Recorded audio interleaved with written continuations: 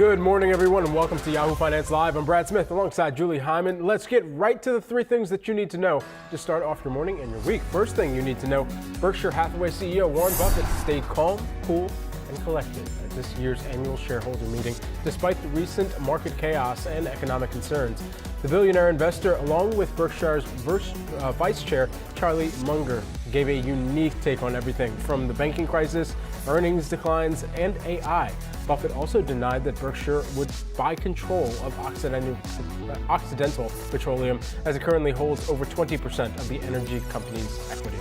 Second thing you need to know, Treasury Secretary Janet Yellen struck a cautionary tone about the debt ceiling on Sunday as President Biden prepares to meet with congressional leaders to discuss the matter.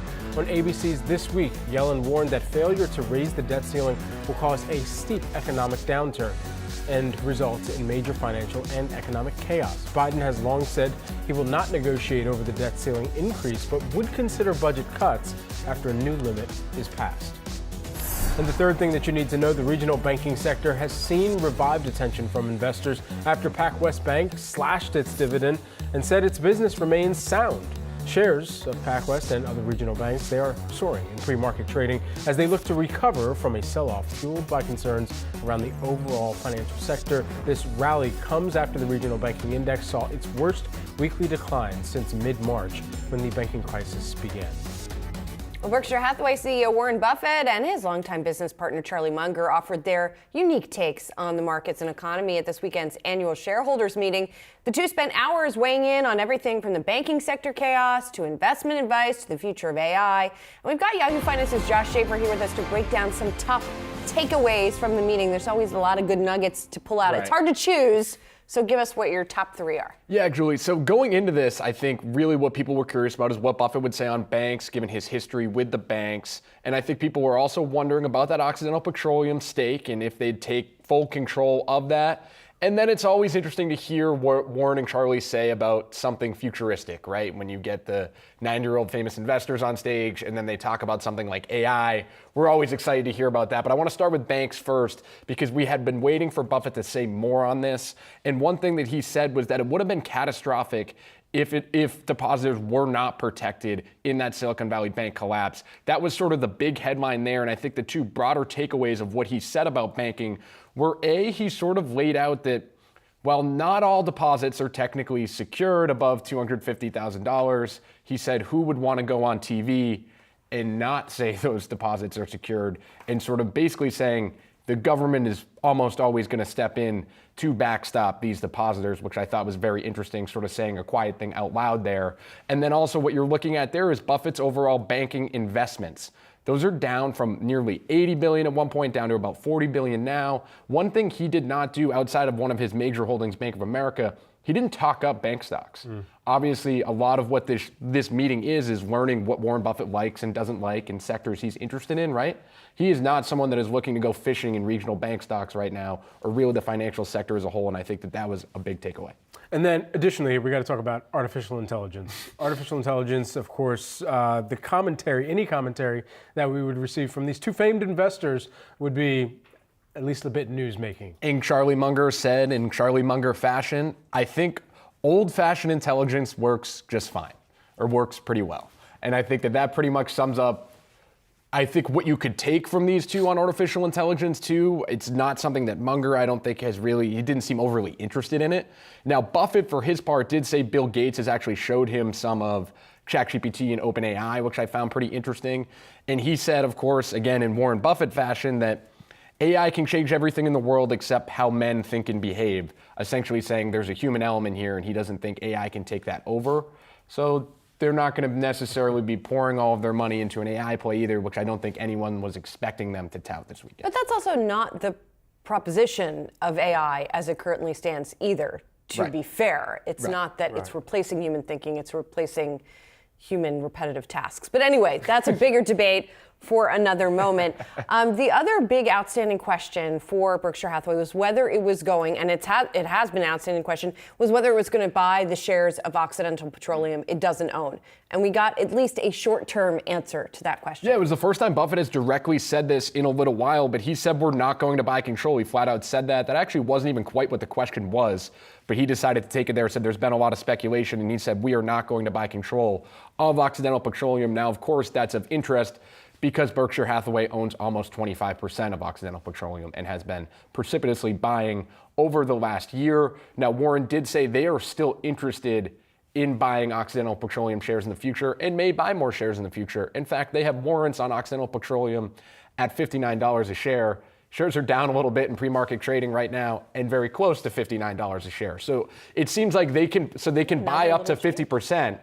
Oh, they turned back up positive. There you go. But they had initially fallen in pre-market trading on the news that Berkshire wasn't planning to buy because that's something that Occidental shareholders have really been watching. Is there just going to be a straight up takeover bid? Doesn't seem like that's going to happen, but they can buy up to 50%. And it seems like they're probably going to keep buying some more. They certainly like the stock. All right, we're going to continue to see how those shares move as we get closer to the start of the trading activity. Thanks so much, Josh, breaking down all things Berkshire over the weekend. And Berkshire's meeting was among the biggest events of the year for investors. Let's dive more into the top takeaways from the meeting with Tiger 21 founder and chairman Michael Sonnenfeld. Michael, great to have you here with us this morning. If there's anything that good morning. If there's anything that jumps out to you as kind of just a glaring signal about how the Oracle of Omaha, Warren Buffett, and his partner Charlie Munger are seeing the economy right now, what would that be from your perspective?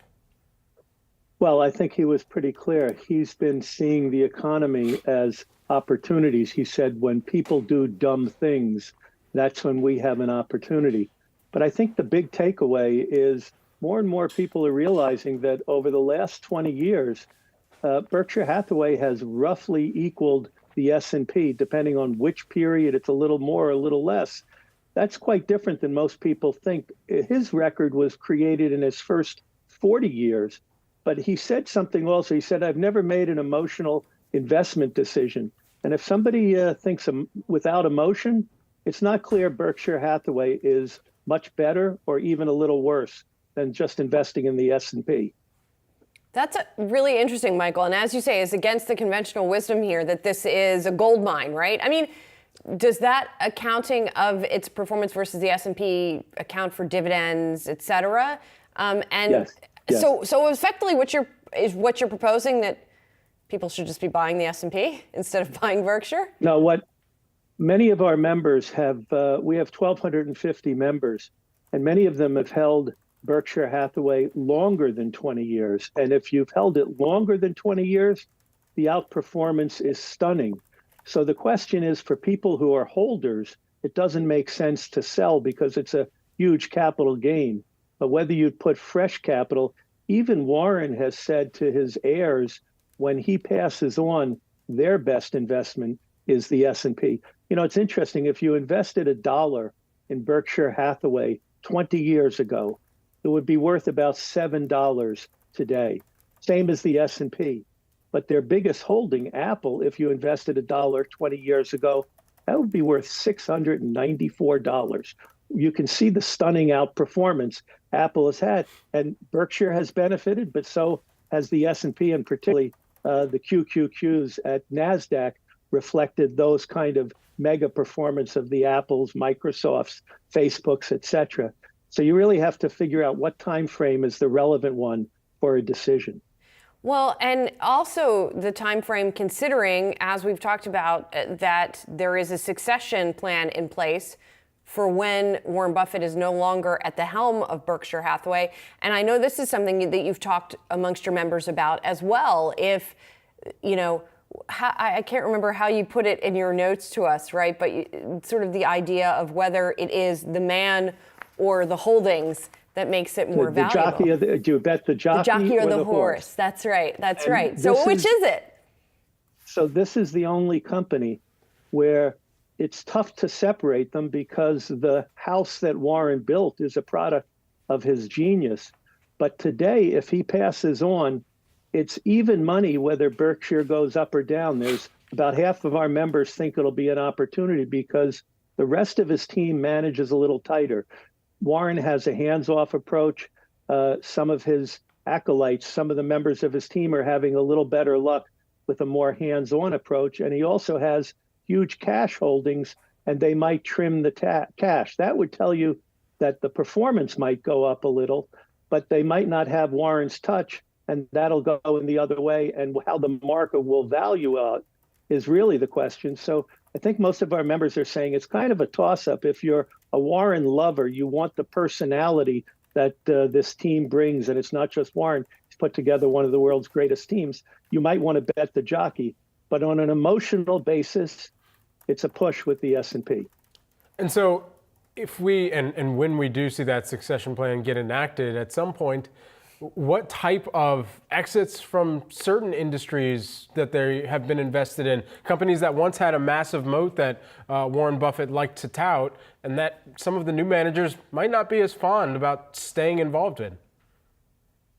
Well, he did mention as an example that Apple was the most unique holding in his portfolio and represents, I think, about 150 billion of holdings.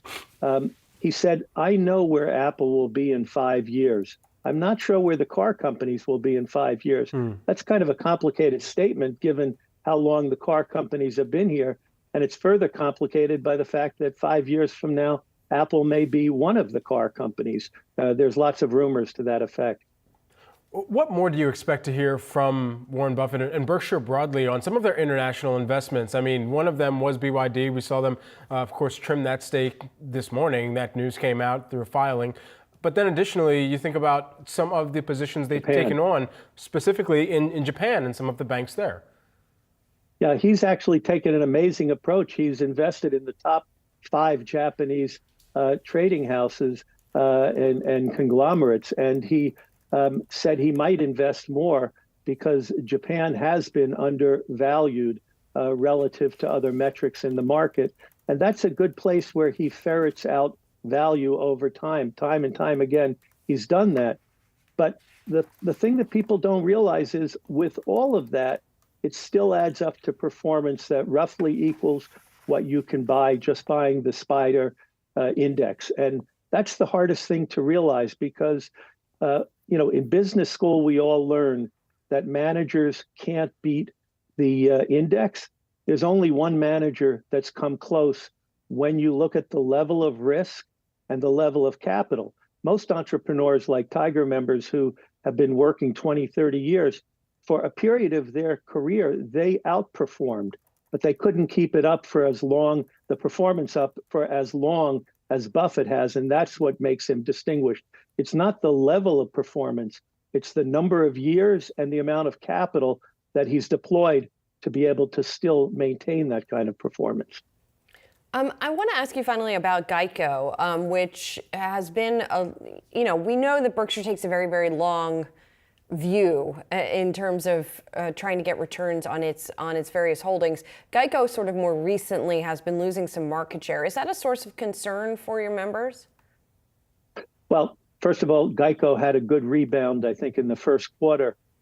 We tend not to look quarter to quarter. Our members are entrepreneurs that want to look over the horizon and have an all-weather portfolio. So no matter what happens, they get edge, and that's what they're meeting in our groups. But Geico, which has struggled to Progressive, I think is what's been eating Geico's clock, is part of a huge insurance holding that is a major piece of Berkshire.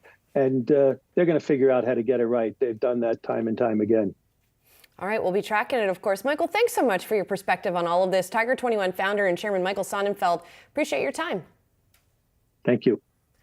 Well, Treasury Secretary Janet Yellen struck a troubled tone on ABC's This Week on Sunday, warning that the chaos will ensue if the U.S. fails to raise the debt limit. Let's bring in Yahoo Finance's Rick Newman for the details. I mean, the drumbeat keeps growing, Rick, about how bad it's going to be. She's talked about June 1st as a potential date when the U.S. is going to run out, right, and not be able to continue to repay. Is there any movement in Washington following all of this? Well, there's going to be a meeting tomorrow for anybody who thinks that's a big deal. President Biden is going to meet with Republican House Speaker Kevin McCarthy. Just to remind everybody, Republicans did pass in the House they did pass a bill that would raise the debt ceiling in exchange for something like $4.5 trillion worth of spending cuts over a decade. Democrats who control the Senate say, no way, we're not going to do that. That would be way too much in spending cuts. So Biden has continually said, look, I'm not going to negotiate on spending cuts. We just need to raise the debt ceiling and then talk about spending cuts or other budgetary issues separately. So we're going to find out if we make any progress on this later this week. Republicans do seem to have the momentum at this point because they have passed a bill and Democrats have not passed a bill. Democrats have just said raise the debt ceiling and move on. So let's see what comes out of this meeting tomorrow. Some unusual solutions to the debt ceiling crisis have gotten some new attention recently, Rick. Can you break that down for us? Right. So what happens if Congress does not raise the debt ceiling and we actually get to the point where the Treasury cannot pay all of its bills? So people who are deep in the weeds on this point to the 14th Amendment to the Constitution. That's from 1868. And that amendment says the validity of the public debt of the United States shall not be questioned. So what does that mean? The reason that we have a debt ceiling in Congress is there was a law passed in 1917 that said there is a limit on how much the United States can borrow. And every time it hits that limit, Congress has to authorize a higher level of borrowing. So there's this thinking that the 14th Amendment trumps the 1917 law, and that if you actually were to challenge this, that the 1917 law might turn out to be unconstitutional. So how could you do this? This gets to the $1 trillion coin, which goes back to 2011 and 2013 when we were in a similar position. The theory is that the mint can produce this coin and the Federal Reserve would deposit it at the Treasury. And so the Treasury would have an extra $1 trillion. And so the debt limit wouldn't matter. That is a gimmick, and nobody knows how markets would react to that, which is why you've got Treasury Secretary Yellen and also Biden saying that we don't really want to do that. That doesn't seem like a good idea. But if it really came down to it, that is one option. And there are some serious people who say, let's give this a try.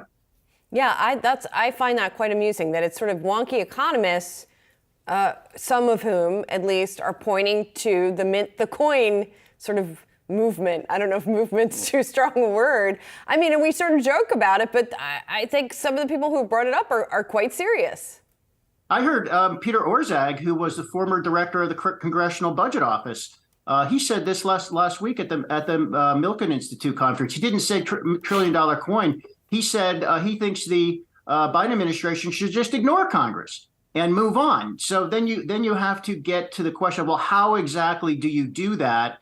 And a huge factor is how would markets react? I mean, just imagine if you had the Biden administration Treasury Department basically creating money, avoiding or even in denial of what Congress is supposed to do which is authorize more borrowing. So that markets would probably hate that, but they might not hate it as much as an actual default on U.S. obligations. That's fair. Yeah, Yahoo Finance's own Rick Newman following. I'm just the messenger, guys. Oh, yes, we know, Rick, and you're tracking it very well. We appreciate it. The logistics are amazing on your front. Thanks so much. Appreciate it. Bye. Guys, coming up, shares of PacWest are skyrocketing this morning, up 29% after its record rally Friday clawed back some of its losses from its 6-day losing streak. PacWest is leading the regional bank rally, with Western Alliance and Zion Bancorp also seeing gains. We'll discuss what's next for regional banks later on in the show. Well, coming up, shares of Tyson are tumbling following its second quarter earnings and a forecast cut. The shares are down by 10% right now. We'll get more details for you next.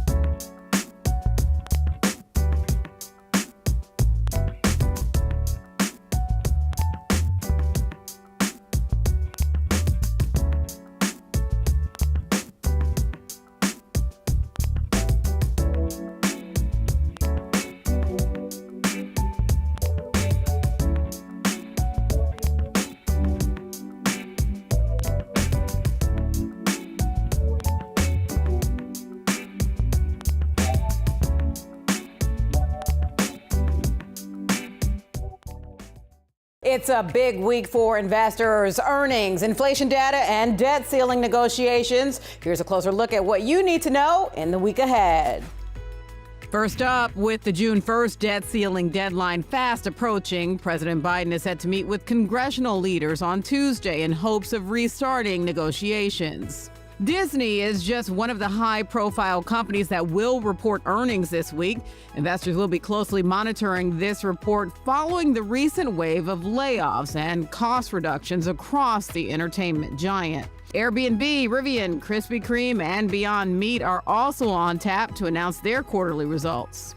And Wall Street will be watching for the latest round of consumer numbers. Have prices hit their high point? We'll break down key inflation data when the Consumer Price Index, or CPI, is released, and if consumer sentiment continues to rebound despite economic uncertainty. Stay tuned right here on Yahoo Finance for everything you need to know. U.S. Treasury yield slightly up this morning after a better than expected jobs report drove gains on Friday. April broke a downward trend for new job growth, showing that the U.S. labor market remains robust despite signs the broader economy has slowed. Here to break down what the latest means for the Fed's economic outlook and what we can expect next is Deepak Puri. He is Deutsche Bank America's Chief Investment Officer. And of course, as we just heard from the weekly preview, we've got some inflation data coming our way as well, Deepak. So how are you sort of thinking about, between the jobs report Friday and what you're expecting from that inflation data, whether indeed the Fed is going to be pausing from here?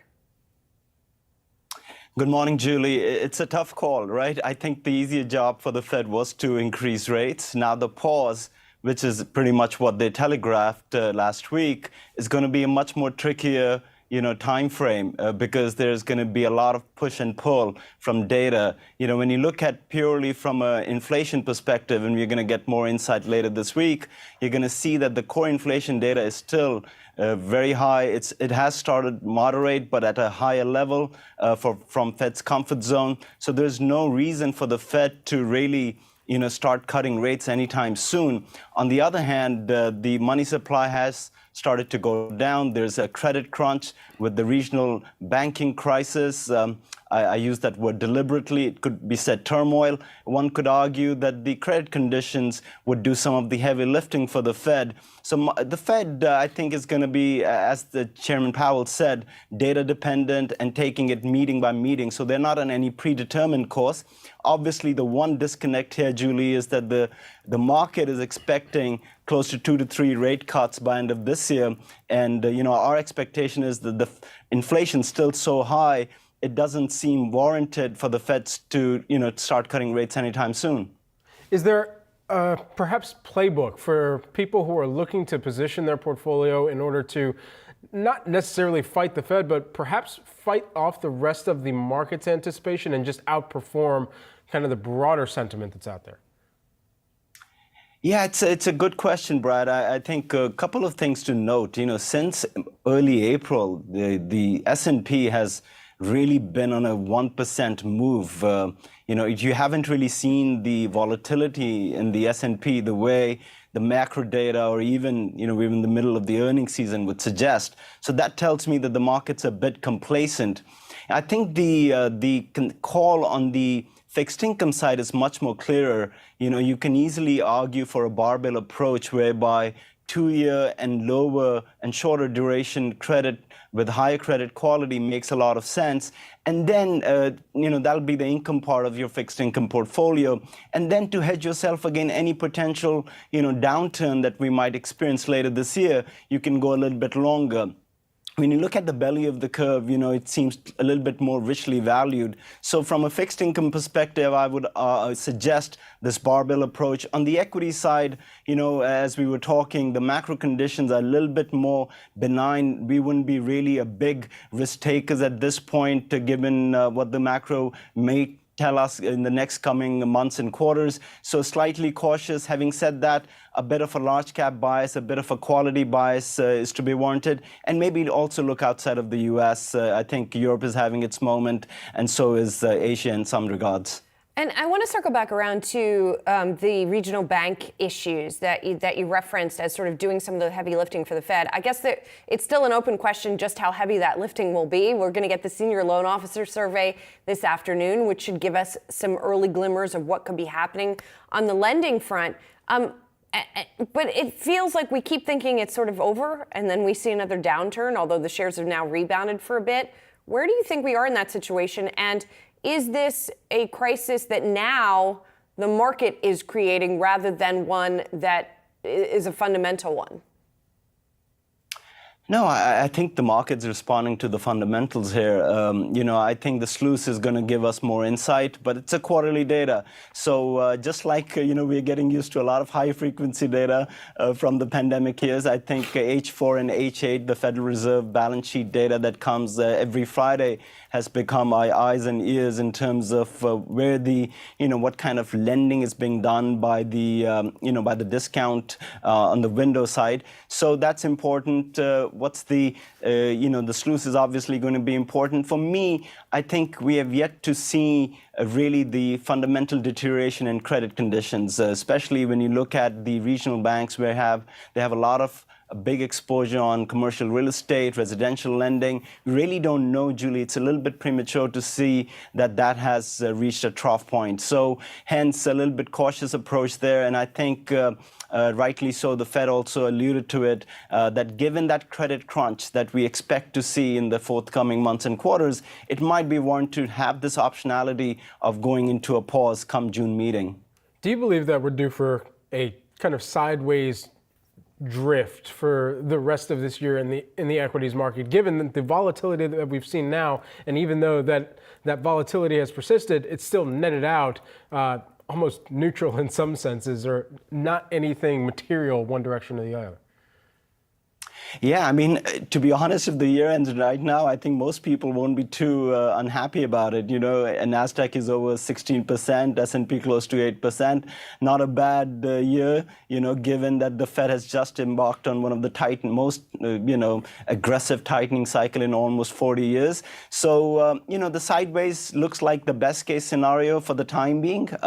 As I said, a real catalyst for sustainable uptake in equity markets looks a little bit further down the road, not as of now.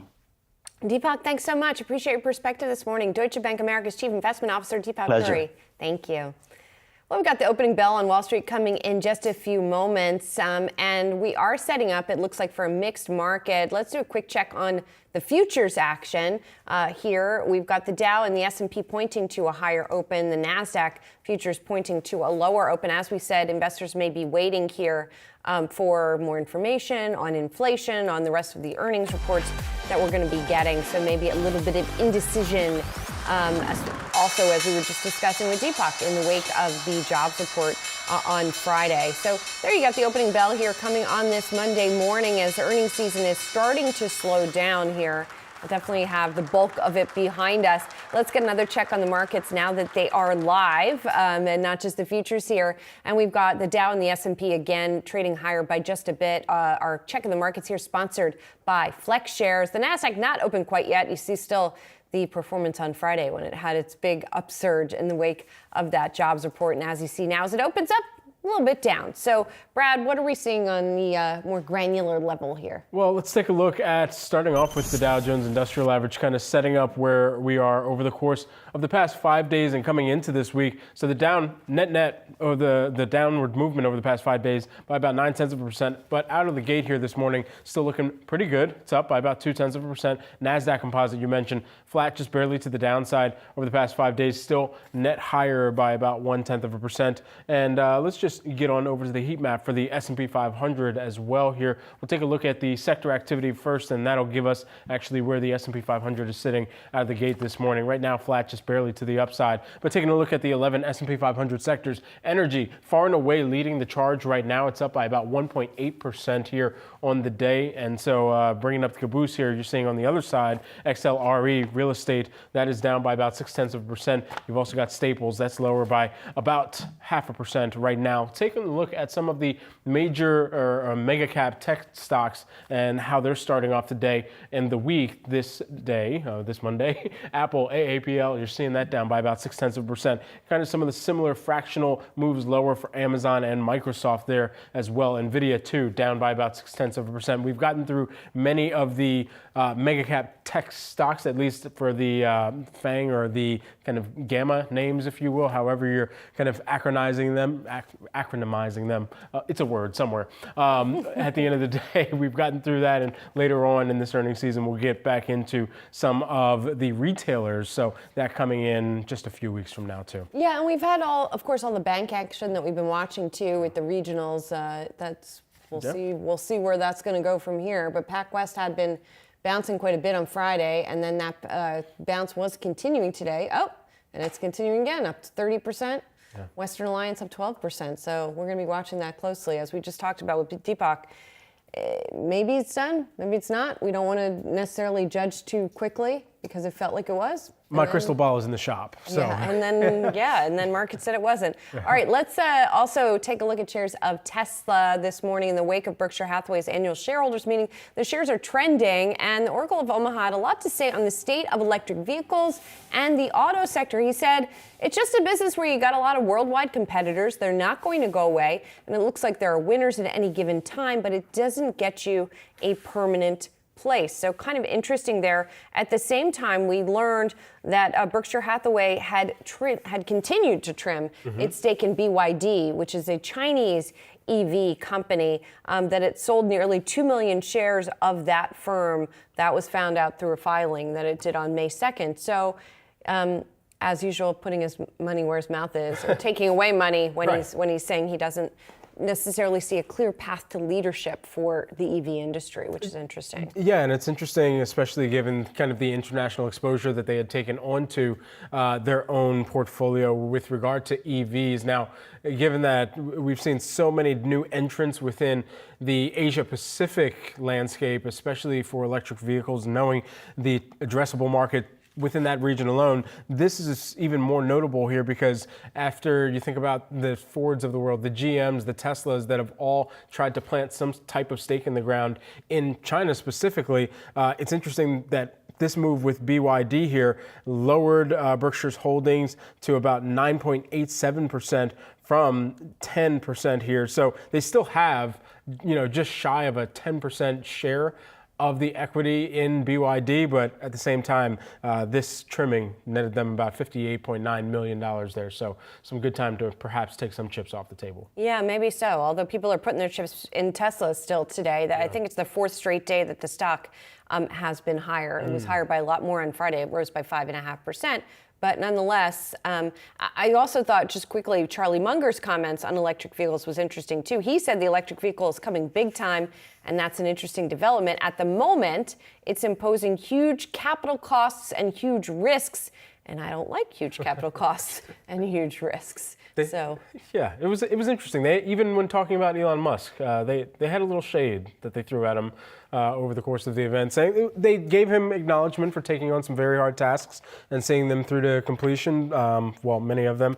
He said he likes taking on the impossible job and doing it, Munger said. Warren and I look for the easy job that we can identify. And then Buffett later on talking about them not wanting to compete with Elon, but Munger saying, yeah, we don't want to fail that much. Interesting. Yeah. All right, let's take a look at another mover. That is Tyson. Investors taking a bite out of the stock this morning. The shares are down some 13% on the back of earnings. The food company cut its revenue outlook for the fiscal year and saw a surprise loss for the quarter.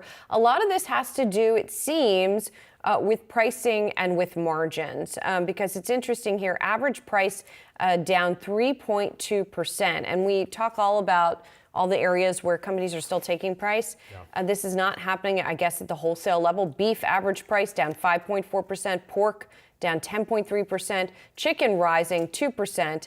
but that is lower than some of the estimates out there. Yeah, and our viewers are taking a look at the core categories that you were just running through there a moment ago here.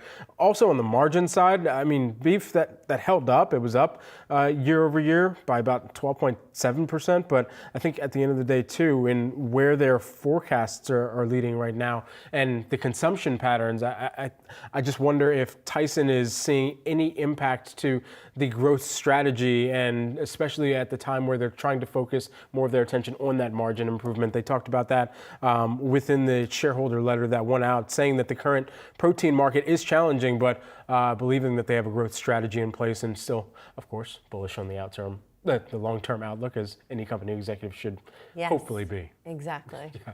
Let's also talk about shares of Six Flags here. They are rising today after the theme park saw a 7% jump in average spending per guest as price hikes offset a 5% drop in attendance year over year. Shares right now, my goodness, they are going to the top of the ride right now. They're up by about 21%. I was trying to think of something good. I like it. Got nothing. Anyway, taking a look at the revenue, the attendance, and the total guest spending per capita. This was interesting. Investors might be kind of zeroing in on this. That was up 7%. Overall revenue up 3%, but that attendance actually down here. I don't know. I remember. But it was better than estimated, it looks like. I mean, we got some Stifel comments on the quarter. And I guess there was a lot of weather disruptions, which obviously affects how many people are going to go to the parks, in particular in California and Texas. The Stifel analyst said investor expectations were extremely low for Six going into this print, but attendance actually came in better than the Stifel analysts were expecting. So that's something that I guess is more positive. When you got really bad expectations, then you come out and beat them. That's what happens to the stock, I suppose. Yeah, I've never been a massive Six Flags fan, but I do remember my days of taking the Coke cans in and just being able to get a little discount on the tickets there. But I'm still fearful of roller coasters. Anyway, guys, coming up on the other side of this short break, with 90% of the S&P 500 reporting earnings so far, what's the overall consensus? We'll speak with IG North America CEO JJ Kinahan. That's next.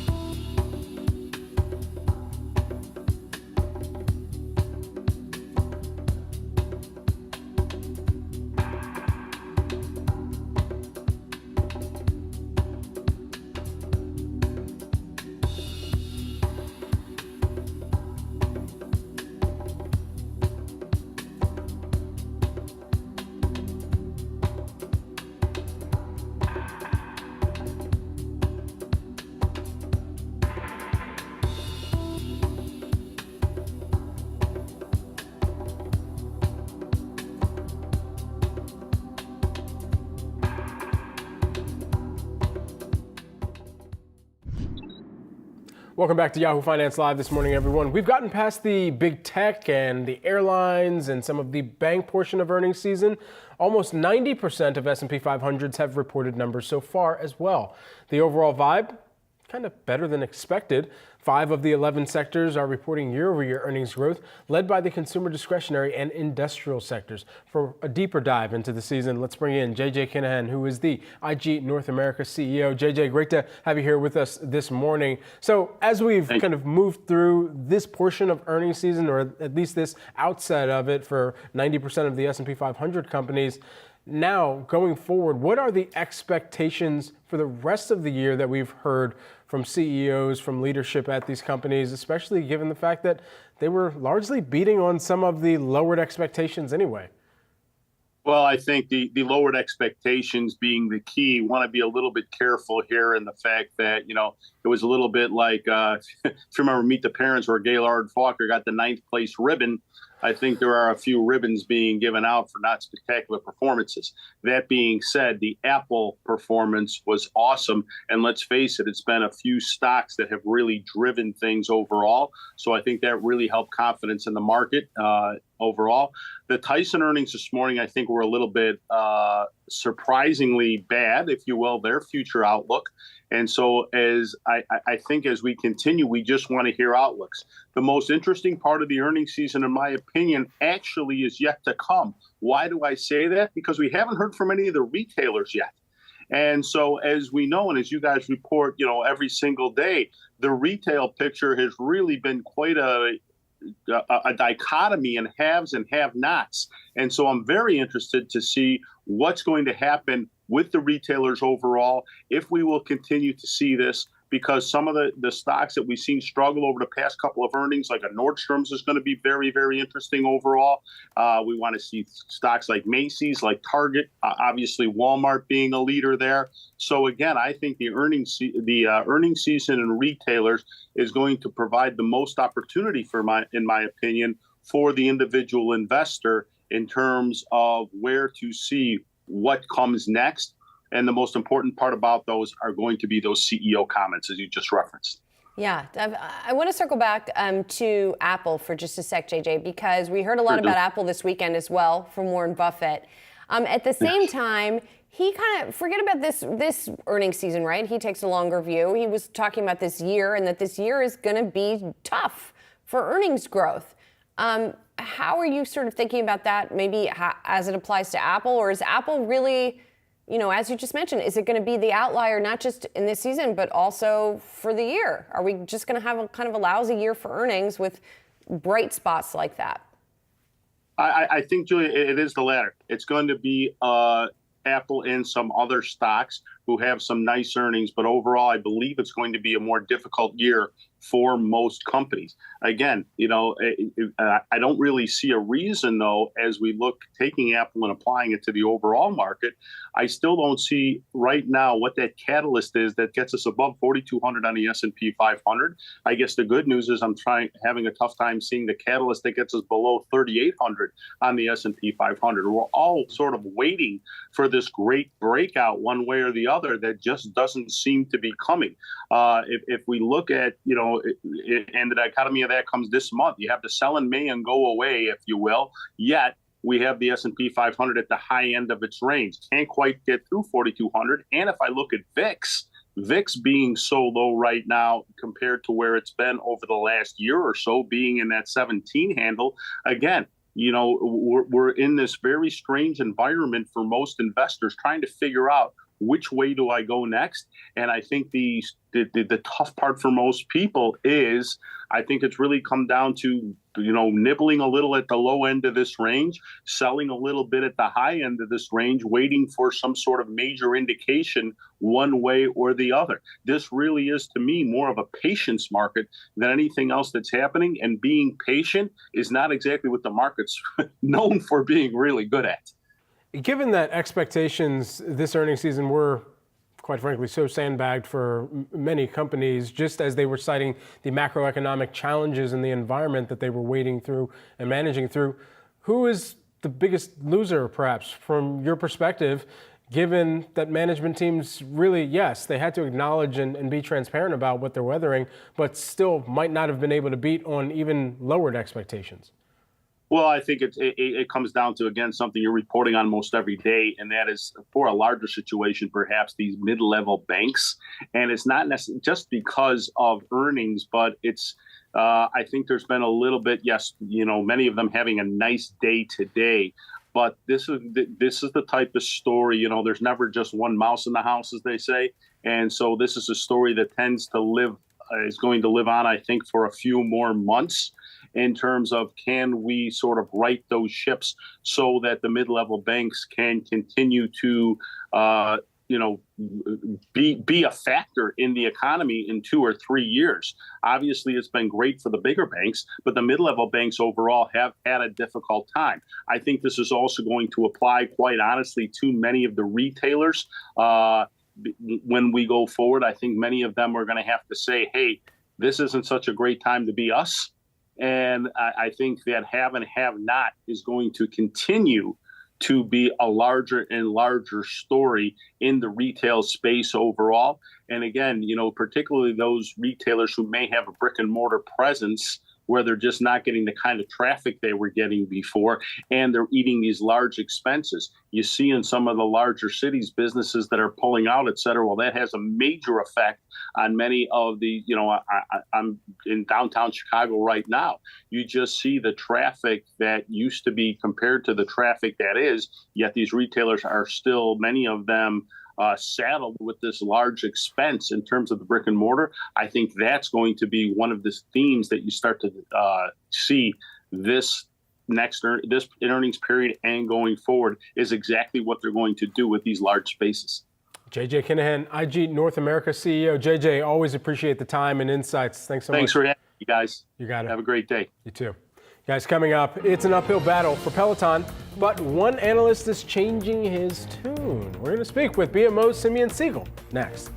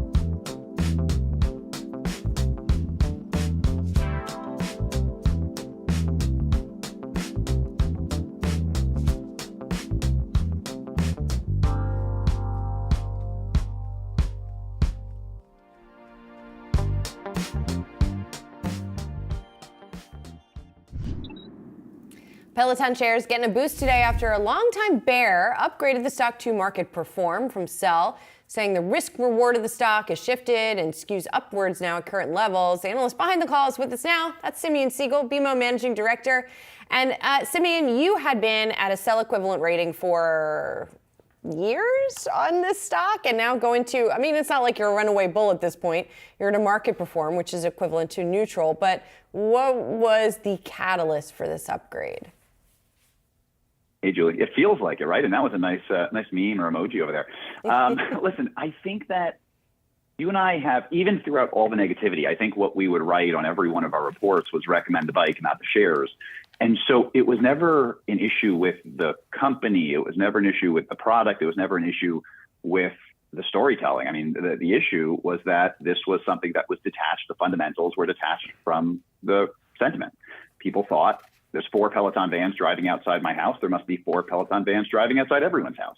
And so the stock went so far removed from the numbers. I can't say that anymore. I think right now the numbers look somewhat appropriate relative to where the stock is. And so we look at it and I say at the end of the day, it has created a fantastic community. Obviously, the company has gone through some serious ups and downs in terms of fixing nuance, which we can go through. But from a stock perspective, risk reward looks different. How much of the sales that Peloton is looking for from here forward also have to account for the number of users that might potentially say, you know what, I'll just get a refurbished or get a secondary market one off of eBay for a cheaper price? Which, by the way, is a fascinating question and conversation because it implicitly acknowledges people are churning. And so that was a big part of our bear thesis, that at the end of the day, it might be a great product, but fitness is hard. Fitness might make your life better, but it makes it harder. And so that's the reason, naturally, whether it's at-home fitness or gyms have higher cancellation and higher churn rates. But within that, I think what the new Peloton management team is effectively suggesting is they're somewhat agnostic on how and where you get their product, as long as it's their product you're using. That's both the refurbished and used, but it's also, they're increasingly saying you don't need our equipment in the first place. I think what made Peloton so special initially was the fact that it was this Instagrammable, beautiful machine that people wanted to say they had a Peloton bike, even more so than that they were using the Peloton content. And I think the company is pivoting that conversation to say it's the content that makes us special. The equipment, which by the way has been losing money, that's the not going to say necessary evil, but that's the way that we get there. If you can get there without it, that's important as well, which is why over the next month, they're talking about a big relaunch of the digital program. I don't know what that's going to look like. I think, to be very clear, this upgrade is not suggesting all of a sudden we think the addressable market size is huge. I think the point here is you knew that this number, the company guided subscribers down for the first time this quarter. They had to do that because seasonally, it's beautiful outside. So you take all the saturation concerns, you overlay that with seasonality, and it made sense for them to guide down. What I don't think is this is just the be all end all. I don't think that forever we're going to be guiding down. But I do think it is important to acknowledge they have stretched this market. They have pulled forward the market, rather. So figuring out what that ultimate addressable market size is going to be very important. What I think, though, and Julie, you and I have talked about this forever, a la Victoria's Secret and Under Armour, sometimes you can sell less and charge more and make more money. What's fascinating is they guided subscribers down. The amount that the subscribers are paying is going up. Well, and sort of on a similar front, Simeon, the arc of this brand from like this coveted status symbol thing, having this bike, has just changed enormously. And as you look at the parallels between it and other retailers who have been able to manage that transition, like a Michael Kors pops into my head, for example, like what can we learn from those other situations? They're not exact parallels, right? But they have some parallels. So, you know, about what Peloton can do to manage that transition correctly from like a prestige product to a mass product, right?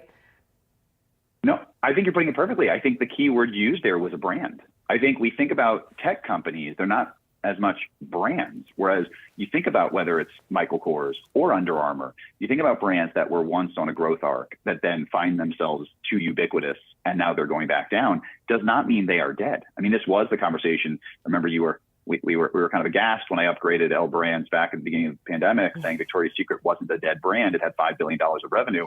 I don't think Peloton is a dead brand at all, but it certainly doesn't stand for what it used to stand for. It's certainly not garnering that Instagram appeal. And so what I think those brands have to internalize is, where did they go wrong? What changed? And a lot of times it's tied to ubiquity.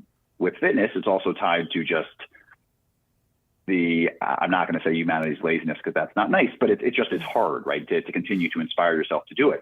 What I think they should do, and we've been saying this for a long time, my team's been saying this for a long time, I think they need to bear hug their brand loyalists. What Michael Kors did was they said, we're okay giving up volume if it gives us price and brand equity, because inevitably the best thing I could get is more dollars per handbag in Michael Kors' case. Under Armour getting more dollars per sneaker, right? Victoria's Secret, more dollars per intimate. If you overextend and that forces you to promote in a bad way, I'm not against promotions broadly, but if it forces you to force your product to someone, sometimes you can do better by selling less and charging more and making more money. And that Victoria's Secret, I mean, listen, we saw L Brands, it was the top 10 stocks within the S&P for 2 years running, even though revenues came down.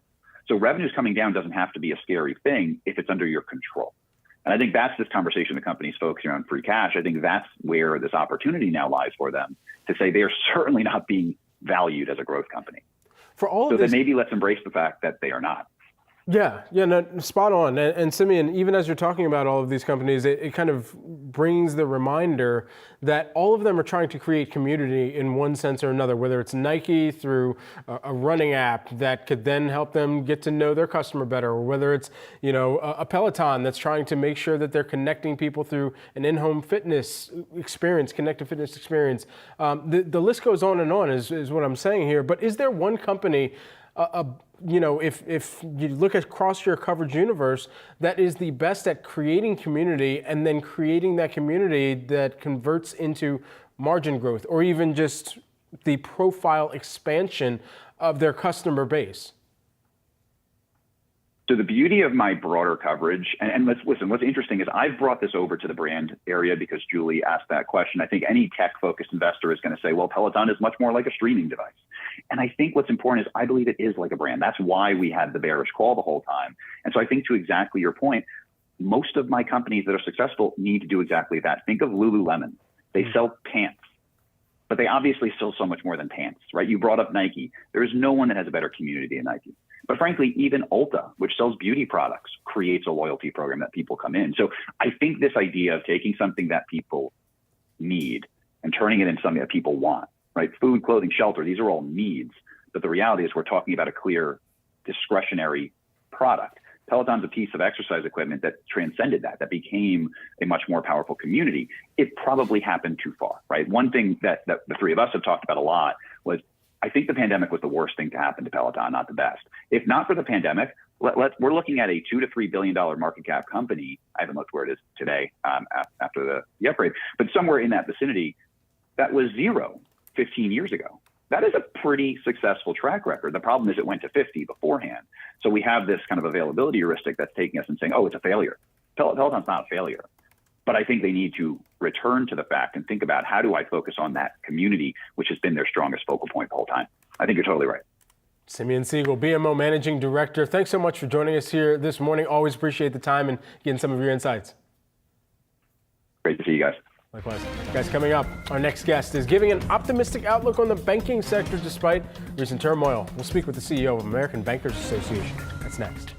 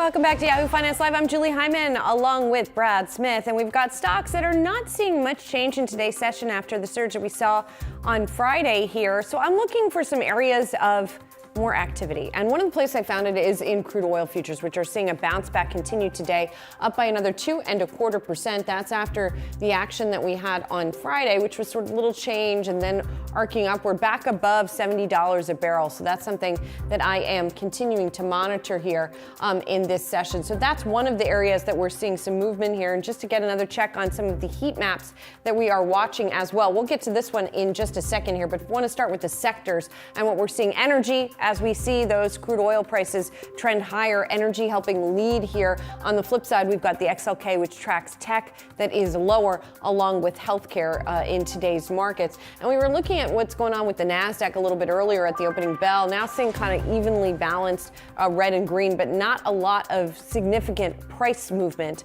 that we're watching in today's session. Let's get over to the banks as well. The big banks seeing a little bit of a lift in today's session, but again, not large moves. For that, of course, you got to go over to the regionals and what we continue to see there in terms of the action. PacWest continues to trend higher here. It is up by about 21% at the moment. If you look at the two-day action, you see the rebound that we have had of more than doubling, but of course it's from a very low base because, say, look at a 1-month chart for this stock and it's still down by 28%. But it goes to show that we still have a lot of activity in the regional bank market, but a lot of rebounding of some beat up names today.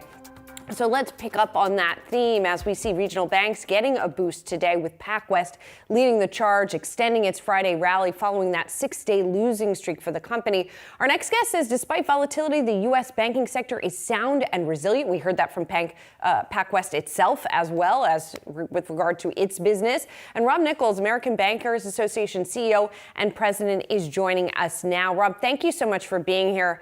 Obviously, I imagine you've been on the phone a lot over the past, taking a lot of meetings over the past several weeks with your members. I want to start with where we stand right now with regard in particular to these regional banks and their soundness. You know, there's obviously been a perception over the past several weeks that these banks are not doing well. Talk to me about that gap between perception and what you see as the reality of how these banks are doing. Thanks, Julie, and thank you for inviting me today. You teed this up just perfectly. First of all, I'm excited to see the rebound in some of these stocks. When you look at the recent earnings and the fundamentals, they're doing well. These mid-sized banks, these small regional banks are incredibly important for the U.S. economy. They serve incredibly important communities and businesses and individuals. So despite the failures of 3 institutions that we saw, and that's, of course, unfortunate when any bank fails, and we take that incredibly seriously, the overall sector is safe, sound, resilient, and healthy, from community banks all the way up to our money center banks. But the banks that you're talking about here, again, when you look at the recent earnings, when you look at the fundamentals, they are in solid shape. So obviously we've been in a period of some turmoil. But a lot of what we've seen, Julie, with regard to those couple of institutions, was really idiosyncratic and local to those institutions, not representative of the entire U.S. banking sector, which is on solid footing. That said, Rob, is the banking crisis over? Well, I'll tell you this, things are absolutely stabilizing, and a lot of folks, of course, are looking at the actions of the federal government, Brad, that have occurred over the last several weeks. I think those actions, obviously, there'll be plenty of opportunity to reflect on the long-term implications. That said, I think what the government did to help stabilize the sector, the overall sector, I think were important steps that the Fed and the FDIC and the Treasury Department took. So I think what we've seen over the last several days, I think, has been incredibly encouraging as the dust has been settling. And then people are looking at the safety, the soundness of the overall sector. So we certainly hope we are past the events of several weeks ago and moving into a brighter direction. How do your members feel about the burden that they are being asked to shoulder versus what the regulators are shouldering or the government is shouldering in this case? Well, when you mean burden, there's a lot of ways. Julie, what do you mean specifically? Do you mean the assessments? What do you mean exactly when you say I mean all of it. I mean the assessments. Sure. I mean the money that various banks put in to shore up some of the troubled lenders. I mean JP Morgan then coming in and taking over assets as well. And I wonder if there's any consternation among members as to the increased strength of JP Morgan. I mean, there are a lot of different ways that this could go. Okay, so let's first talk about the assessments. Yes, there will be. Listen, no bank likes to pay, for the failures of any other bank, of course. But having a risk pool in the form of the deposit insurance fund is incredibly important, and I think has served our nation incredibly well. What's interesting, Julie, is now there's questions about the future of the deposit insurance framework here in the United States. So we're deeply involved in this conversation with our members and with Congress, of course, that would be involved here, and the federal government. There's a lot of questions. There's a lot of options. There's a lot of ideas about how we move forward. Do we keep it the way it is? Do we make a deposit insurance unlimited, or do we say perhaps have for business and payroll accounts one system and maybe a different system for others? How banks pay into it is also an incredibly important conversation. So we're in the midst of all of this now. I will say that one of the really important underpinnings of the U.S. economy is our banking system. Keeping it, preserving it, protecting it, keeping it safe and sound is incredibly important. So we're in these conversations with Congress, with the regulators around all of these issues, what the future looks like. It's incredibly important. One thing we haven't talked about yet, though, I think is Julie and Brad, really important to bring up, is some trading that we've seen in some of these institutions, particularly over the last couple of weeks, that kind of defies the recent earning reports, defies the underlying fundamentals. And so I was really encouraged. We sent a letter to Chairman of the SEC, Gary Gensler, to say, listen, we need you to look out after, predatory shorting, market manipulation. Short selling in and of itself, of course, incredibly important for price discovery. So we're not anti-short selling, but we've seen some instances around some of these institutions that look awfully suspicious and, quite frankly, fishy. And so we've asked the SEC, the Office of Market Intelligence, to take a look at that and to use all of their enforcement tools to make sure that you're, again, not seeing market manipulation or any sort of predatory shorting, which would be any illegal activity, frankly, that we're awfully concerned about, because some of those share price movements just don't make any sense. Yeah, I mean, I wanted to dig into that a little bit with you. I mean, I'm looking at PacWest, which I'm seeing right now has a short interest as a percentage of float still at about 18%.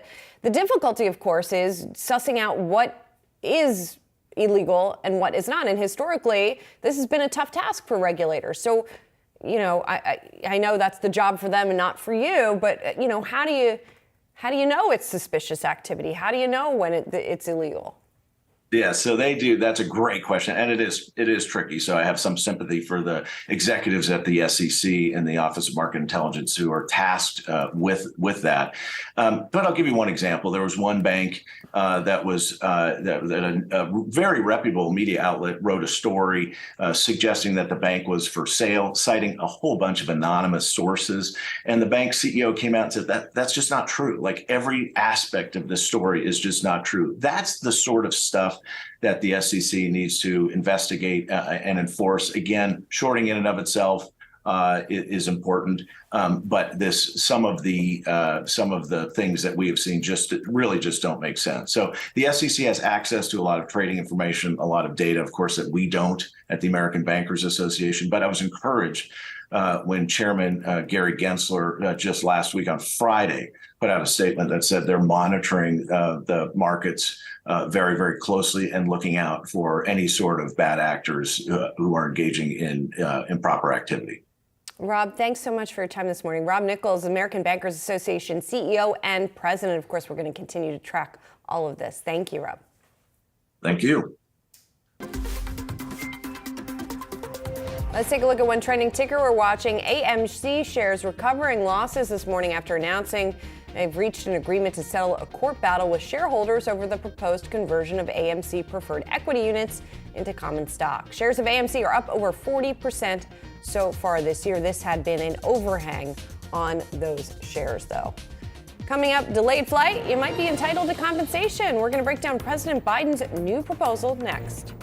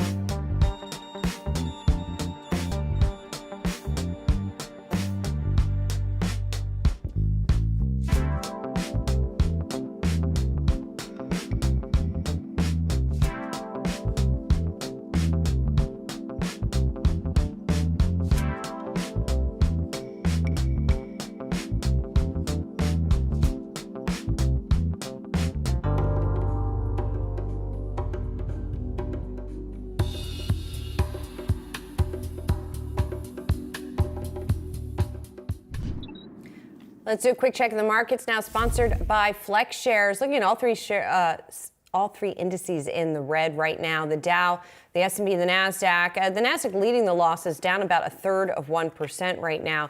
So not sure exactly what happened here. That's a little bit of a turn. Still, though, not a huge change in the markets here. And seeing some sort of random names pop up on the trending ticker list today. Zscaler's on that list. It's up 20% today. Ooh. Palantir up 4%.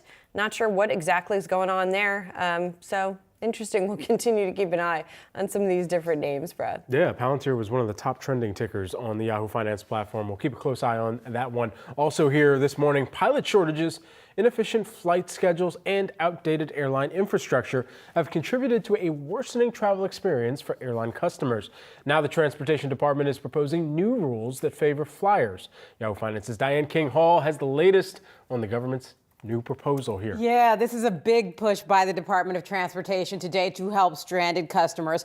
The government is proposing rules that would require airlines to compensate flyers for expenses such as meals, hotels, or rebooking flights where delays or cancellations are the airline's fault. Now, Transportation Secretary Pete Buttigieg says, quote, when an airline causes a flight cancellation or delay, passengers should not foot the bill. Now, while some airlines currently do offer compensation, it's not required.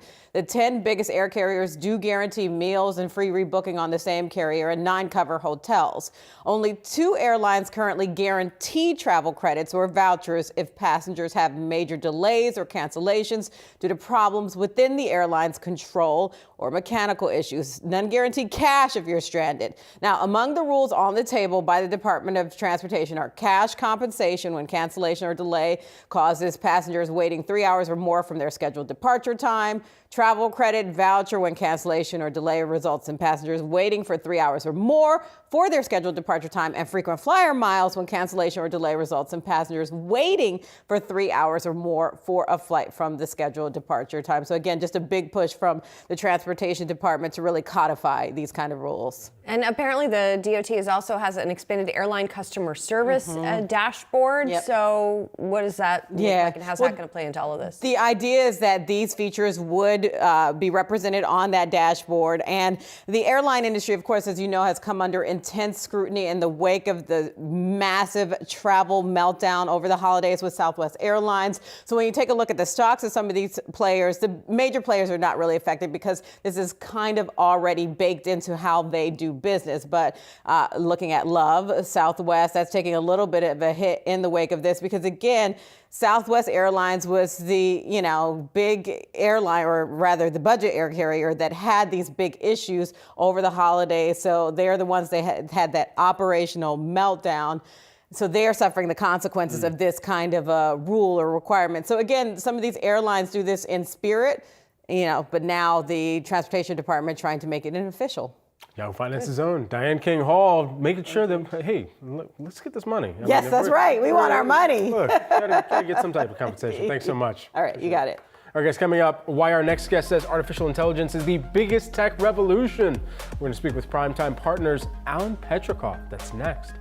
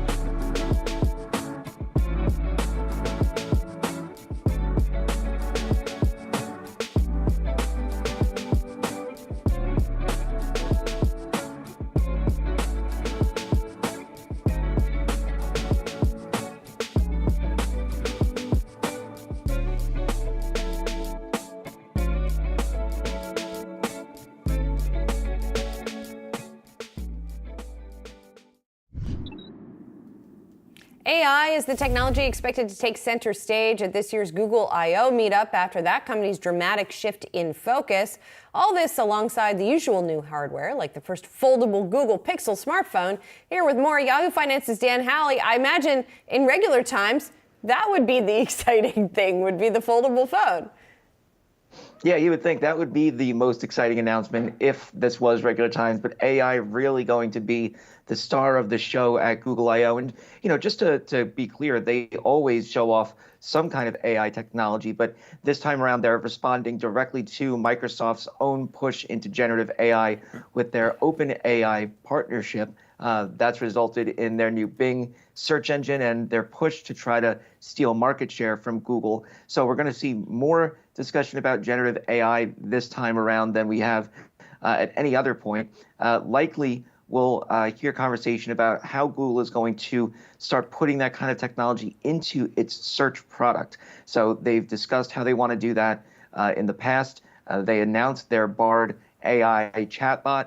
That's in limited preview, so maybe we'll get that available to everyone at some point. And then the search aspect and how generative AI would go into search. But then, as you said, we have those phones also coming. There's the foldable that looks really, really interesting.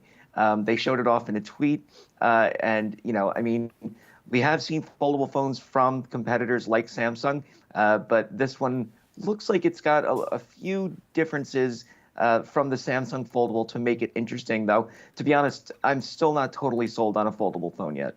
Yeah, Huawei had the Mate X as well. So there have been foldy phones out there, Dan. I mean, you and I have had this conversation. I'm not sold. I probably won't be sold for a while on the Fold, but we'll see what can enter into the space there.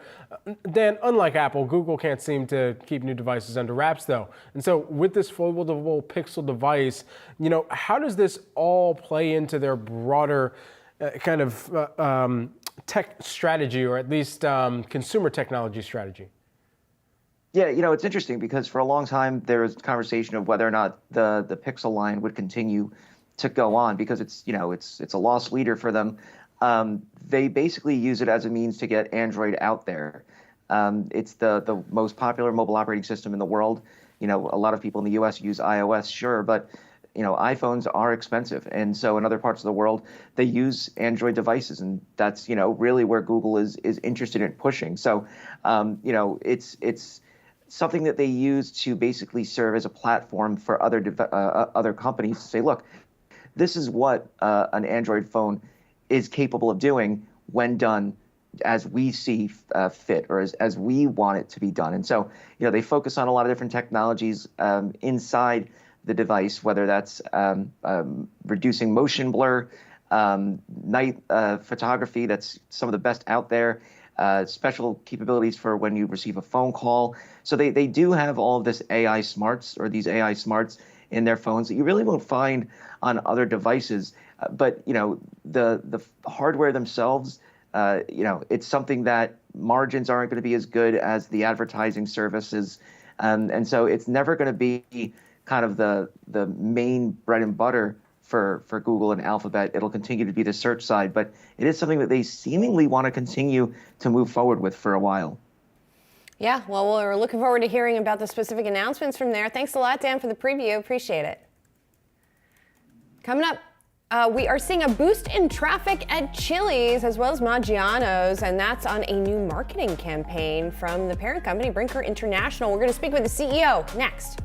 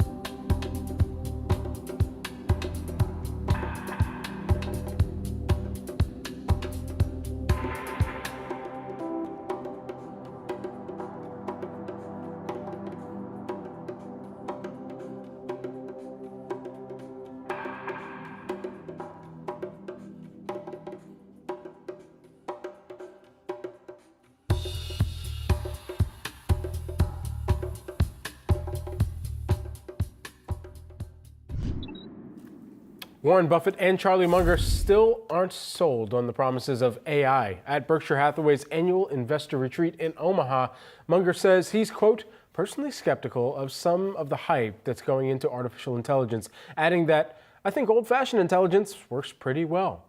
Warren Buffett, meanwhile, saying AI can change everything in the world except how men think and behave. The one thing both legendary investors did make clear, despite their skepticism, AI is remarkable and it's just getting started.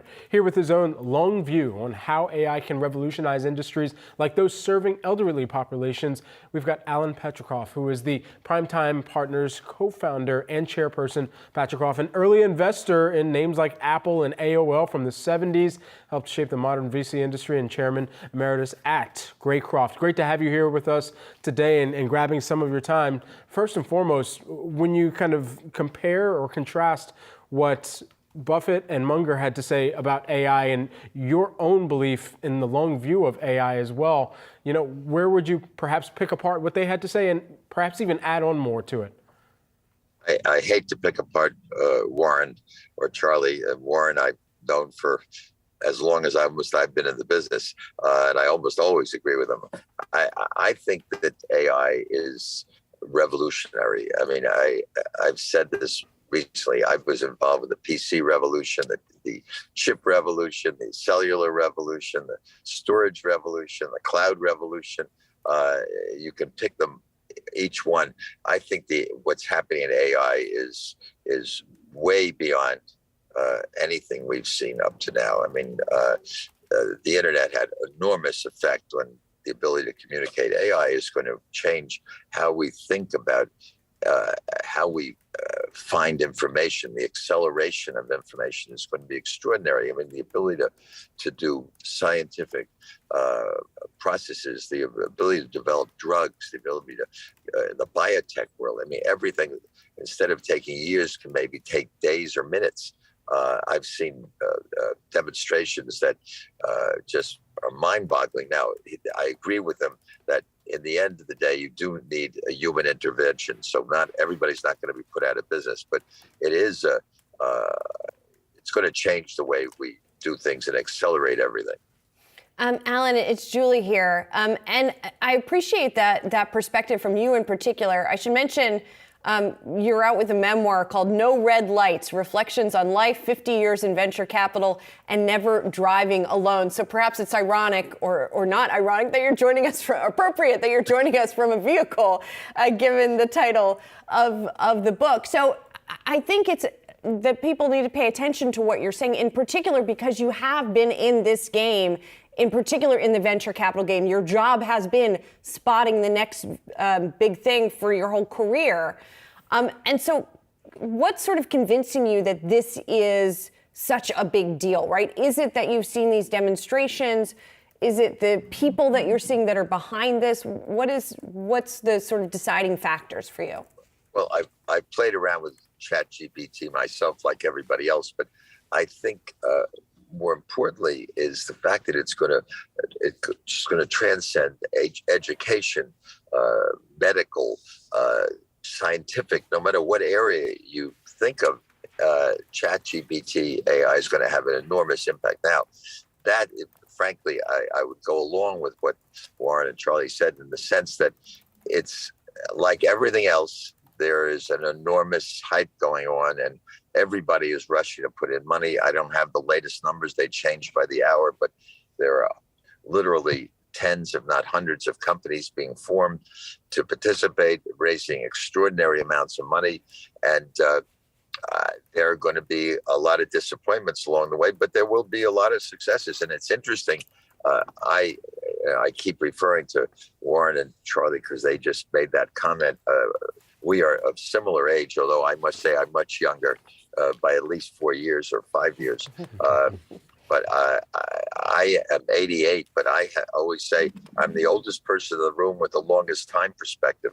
I think the time perspective on ChatGPT and regenerative AI is going to be, it's going to have implications that we don't even know what they are. I mean, the last hype was crypto, but crypto didn't have the basis for what this can provide. And so I think there are going to be a lot of winners, and like everything else, they're going to be losers. And I think one wants to be careful. The problem is, I would say a lot of people are just rushing in because they want to show they have an AI company in their portfolio in the venture world, the private equity world.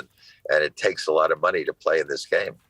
Given that a lot of people, the average investor, doesn't have access to some of the same deals that you might be invited into or pitches that you may hear about the next cutting edge AI company that is pre-IPO, that is private right now and just looking for funding. Where are other places in the public equity landscape that are smart for them to invest in if they did want to get into AI right now, given that it's kind of the applications at the top, the models in the middle, and then the underpinning of everything is the chips at the end of the day? Let's make it analogous to the gold industry. I mean, people said, I didn't want to go after gold mines. I want to go after the machinery that built that dug the holes and all the ancillary services. I don't honestly see that in AI. I mean, AI is a technology. It's a access to information. It's I guess, I don't know where else you might play it, except it's going to permeate no matter what you invest in. I think almost every company, whether it's Procter & Gamble's or General Motors or the smallest startup, they have to be thinking today about how AI is going to affect their business. So I don't know how exactly to answer your question. I see on the screen it says robot revolution. I don't think robots are going to have that kind of an impact. I mean, I was there in finance, the early beginnings of virtual reality, and back in 1984, and that has never really taken hold because of the glasses that are involved in people's comfort or lack of comfort with that form of media. I think in this case, you don't have to get comfortable. You just have to make sure you incorporated the ability to take advantage of this technology, and I think everybody will be doing that without exception. Let's bring it then to what you're investing in right now in this venture, Primetime Partners, which I think is really fascinating. And we've seen this renewed interest in what you call age tech, right? Investing in tech for older populations because they're growing exponentially, right? So where are some of the exciting opportunities that you're seeing for that right now? Well, I'm really glad that you're focused on it. It's hard to get people to get excited about the aging population. It has nothing to do with my age, but when you think about it, the fastest growing part of the population are people over 60. It's not the people in the millennial group. By 2030, there'll be more people over 60 than there will be under 18. And they have more money to spend. They have more knowledge. They have more experience. And why people thought they were not technologically adept. The fact is, in today's world, because of COVID, virtually every older person had to become familiar with technology. So I think that you have a much more mature audience to deal with. So we are investing in things involved in caregiving, in telemedicine, and just plain services. Interestingly, the whole cosmetic industry, for example, has always wanted to make people look younger. And now I think there's an awareness to say, you better celebrate aging. And so there are all kinds of products, devices, materials we have that are servicing an older population. We've made an investment in a longevity clinic, a chain of clinics around the country called Cenogenics, which has 25 clinics, which are designed to help people. Everyone wants to live longer. I mean, I guess for time immemorial, everyone wanted to live longer, but we're living in a moment right now where longevity is really front and center. And I guess maybe to a certain extent, because everybody's talking about whether Joe Biden is too old or too young to be running for president. I happen to believe that he's a perfectly appropriate age level to run because he's had experience, which is what counts. But I think that everyone wants to avoid onset of diabetes. They want to offset certainly Alzheimer's and any neurological problems. And they'll do anything to prevent heart disease, PTSD, anything you can do, whether it's nutraceuticals or hormones or just the way we live, which is exercise and learning how to balance yourself. All these are services, and the health plans will spend any amount of money to keep people out of the hospital for one day, because one day is so expensive. So they're providing all kinds of supplemental services that enable people to, again, stay well longer, to live longer. And I think age expectation is going to grow. I mean, I've said in my book, I'm going to live to 114. You have to read it to find out why. So far, I'm doing pretty well and objective. And I got that idea, and we won't go into that, about 15 years ago. And I've been saying that for 15 years. I think the same lecture I heard 15 years ago would now probably say 120.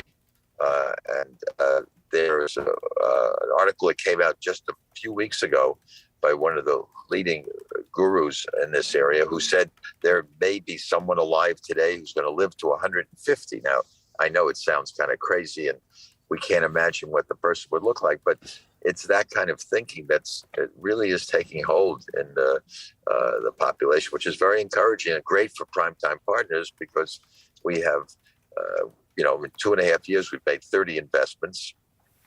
And we've seen over 1,200 companies apply for, either we found them or they found us. So there's no shortage of opportunities, and it's an emerging industry. And the way I look at it, say, how many companies can you think of that you see on television or you read about that are in the field of living longer or longevity or aging? And none. All of a sudden, you're going to start seeing these companies coming to the forefront, and they're going to be growing as fast as companies we've seen in the technology world. Yeah, on the cutting edge once again, Alan, I guess when it comes to this topic. I am encouraged by a lot of the chatter I've seen online about tech, in particular for aging women as well. So this is a big and growing area, and I look forward to talking to you for the next 20 years about all of these issues. Alan Patricof, Primetime Partners co-founder and chairperson. Great to catch up with you. Alan's memoir, No Red Lights, reflects on his 50 years in venture capital, is out now. Alan, thanks again. Thank you for inviting me. Remember, I have 26 more years, not 20. 26 more years specifically. I was giving the rough timing. Thanks so much, Alan. Bye. Well, consumers are looking for value and making changes where needed in their consumption choices. Several restaurant operators in this earnings season noting trade downs among diners in their most recent quarters. Joining now to discuss how consumers are adjusting their meal choices amid current recession fears is Kevin Hochman. He's Brinker International CEO, Yahoo Finance's executive editor Brian Sazzi joining us as well. Kevin, it's good to see you. And I know you guys are quite focused on value there at Brinker among your different chains. Talk to me about what you're seeing among consumers right now. Yeah, well, thanks for having us on. We just completed a great quarter where we beat the top line and the bottom line. A big driver of that was comp store sales growth. So we were, plus 10% for the company.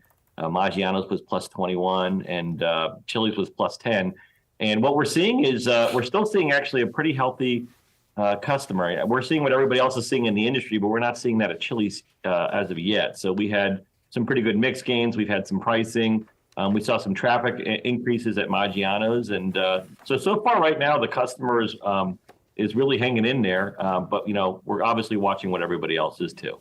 Kevin, Brian here. Good to see you. We've seen a lot of we've been talking to a lot of restaurant executives, and they're seeing consumers pull back on how many items they put on the table. So maybe they go in there and buy a full dinner, but don't get the dessert. Are you seeing that? Yeah, we haven't seen that so far, but we've also had a lot of changes in our business. So we've been, much more deliberate about advertising value outside of the restaurant, but inside the restaurant, providing some new innovation to give customers more things to buy. So, we have some innovations coming now in skinny margarita, super premium Casamigos margarita. We're relaunching our entire Crispers line, which is our chicken tenders line, which we expect will drive both dollars of that business as well as bigger baskets. So, while I understand what's going on in the industry, and we saw that about a year ago when gas prices hit back in the summer, but we really have not seen that in the last 6 months. So we're going to keep our eye very closely on it. And then separately, we're going to make sure we have that very, very attractive price point, our $10.99 3-for-me meal, which we think is unbeatable value in the industry. Kevin, you had me at margarita, but I am also wondering that during times of any type of kind of economic or spending pullback, where consumers will typically perhaps trade down in their ticket that they're paying for any of the experiences in the dining restaurants that you operate. Yeah, the way we think about it is that there are some guests that are only going to be able to afford so much. So we're always going to have our margarita of the month. So this time I brought it for Brian. So we've got our $6 margarita of the month, the 1800 Steak. It's only $6 and it's incredible. So I have the description here. I just want to make sure you hear it. It's got 1800 Reposada tequila. It's got Monin coconut, pineapple, and fresh sour. And at $6, it's completely unbeatable. And then we also have our 3-for-me menu for those guests that only have a certain amount of money but want to have a complete meal. And when I say a complete meal, I'm talking about almost a half-pound burger, unlimited chips and salsa, and a bottomless drink. So as long as we have those things in the restaurant for that guest that really wants that, and then we innovate on things like a Casamigos margarita and other premium items, I think we're going to be okay. That barbell strategy, I think, will serve us well. Kevin, you just gave me a flashback to when I had endless margaritas at Chili's back in college. I think I still have the shaker, so a picture to come after this segment. But you bring up a good point on a half-a-pound burger. So I see you selling a lot of those. It is a big burger. I've eaten it before. But then I see what you're doing, or I see the sales over at Maggiano's. That was a very big quarter. Is it just that consumers want these larger portion sizes and they want more bang for their buck, so that's what you're giving them? Yeah, certainly abundant value is really important. Customers are smart. Our guests come in and they don't want to get nickel and dimed. And so, sometimes you see things that are lower price points on a menu, but then you got to buy this extra, you got to buy that extra. And when you offer complete meals at very attractive price points, guests know when they're getting a fair deal and they're getting abundant quality. So, that's where we're headed. Maggiano's had an incredible quarter. Banquets are coming back. The off-premise business is very sticky. So 25% of the business now is an off-premise. Big congratulations to the president there, Steve Provost. He just had his 14-year anniversary. He's doing an incredible job with the team. And Larry, his chief concept officer, that whole team is doing a phenomenal job. And Kevin, when we talk about pricing, we've been talking to so many people about pricing over this earnings season. One of the things that stood out to me from the call is that you're not necessarily raising prices on existing items. It's that when you come out with these new items, that's when you have the opportunity to take price. What can we expect over the course of the year in terms of some of those new products at maybe a little bit of a higher price point? And how far do you think you can sort of push that? Yeah. So once again, as long as we have our barbell strategy where we're making sure that we have items for all guests who want to come to casual dining or come to Chili's, protect that, but then we can start innovating. So the Casamigos margarita I talked about, we're also going to introduce a skinny margarita, which has got Teremana Blanco, which is a premium tequila from Rock's brand. And we think, having those items where the customer's willing to pay up for because it's a benefit space that they really want, that's a great way to continue to drive pricing. We always got to continue to protect against inflation. And I think we've done a good job of that so far. And, we'll continue to do that. But I think a lot of the pricing that you'll see in the business will come either behind bigger sizes or more premium products like you talked about. And to what extent wages as well, from what you're hearing from associates, workers within the restaurant experiences that are making sure that Brian stays longer and takes on more of the... No more endless margaritas, Brian. No more. Those days are done. They're done.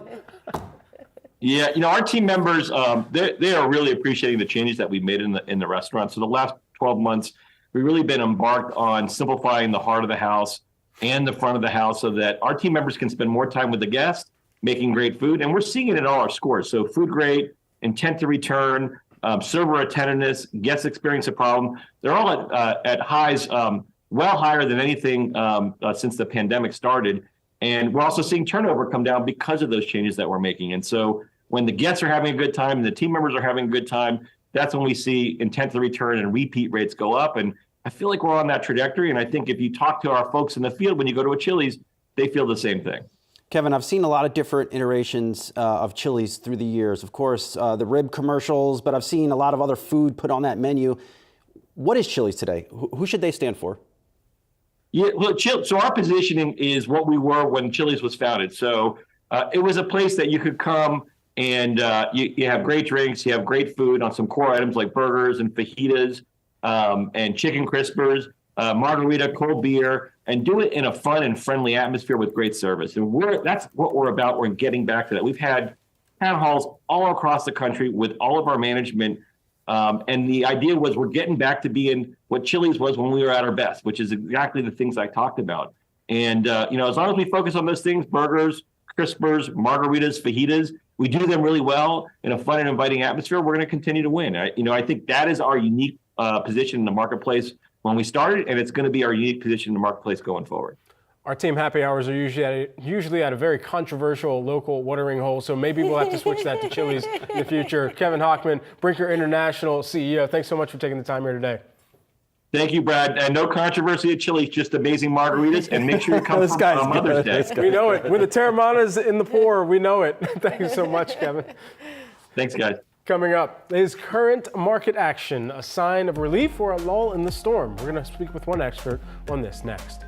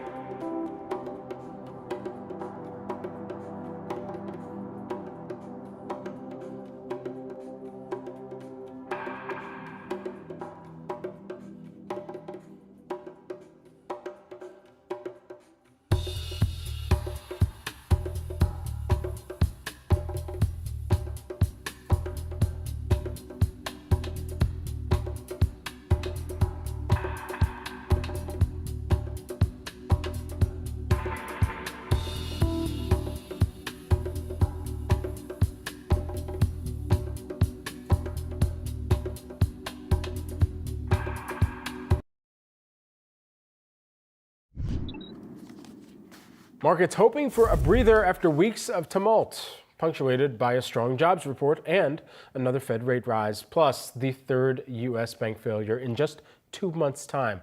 But as tempting as it may be to sell in May and wash your hands of the market's mess, staying in and shifting strategies could yield better returns. Here to discuss is Mark Holbert, who is the investment columnist and founder of Holbert Financial Digest. Great to have you here with us. First, the sell in May and then go away, is that kind of off the table from your perspective? And if so, why? That's a great question. It turns out that people who've looked at the historical record with a fine-tooth comb have found that actually the sell in May and go away pattern only traces to a certain number of years, about 1 out of every 4 years on average. And so therefore, it's risky to be out of the market for at least half more, if not more than half the time. So the idea of actually staying in the market but shifting to more defensive sectors makes sense as a way of continuing to be in the market and not running the risk of avoiding a market rally during those 6 months between May Day and Halloween. Hey, Mark, it's Julie here. So what does that shift look like? Where should people be going? What should they be avoiding during that middle of the year period? Well, the defensive sectors, obviously the consumer staple sectors, healthcare is another one that historically has tended to do well in the summer months. There's actually a very relatively easy way of playing those sectors without actually having to pick them yourselves. There's a strategy that Sam Stovall at CFRA has put out that goes under the ticker SZNE. And it's been around now about 5 years. And basically, it does the switching for you. So on May Day, it automatically switches to those more defensive sectors, and then back into the more aggressive ones on Halloween. Okay, and so we've got that pulled up here on the screen.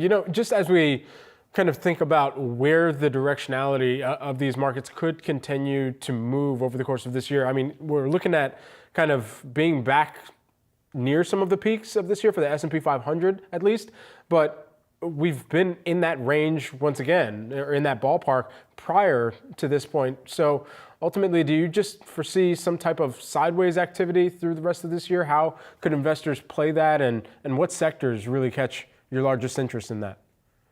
Well, those are all great questions, which I think are somewhat far afield from the question of whether to switch to different sectors. This is not a market timing strategy. So the market may do well over the next 6 months. It may not do well.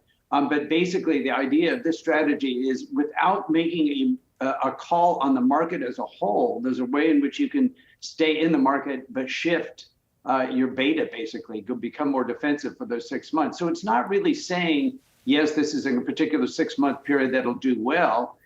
If you look back historically, though, more than half the summer months are actually good ones for the stock market. So if you take the more traditional sell in May and go away strategy, you're ending up giving up quite a bit of upside, even though you will avoid those market downturns that are on average about 1 out of 4 times. And it sounds like that this strategy bears fruit over multiple years, right? In other words, it doesn't make sense necessarily to just laser focus on doing it in a particular year, but rather doing it cumulatively.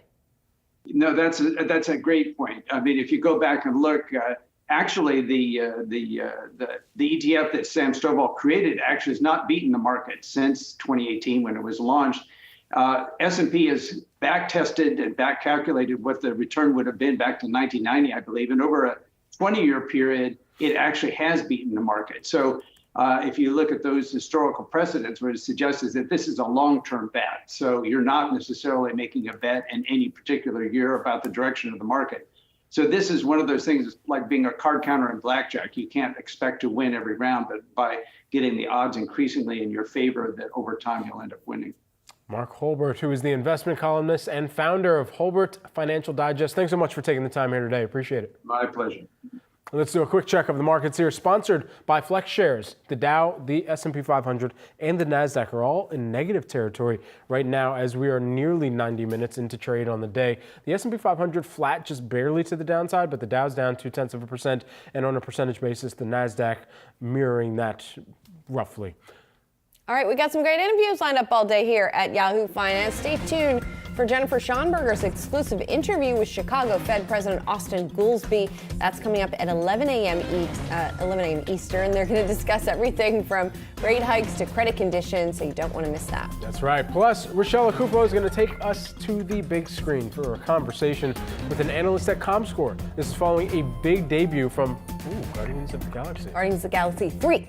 And with Disney earnings on tap this week, stay tuned for our 3 to 5 p.m. show. Akiko Fujita and Shauna Smith are going to speak with an analyst from Citi on what to expect. In the meantime, Rochelle's got you for the next hour of trading here. Keep it right here on Yahoo Finance.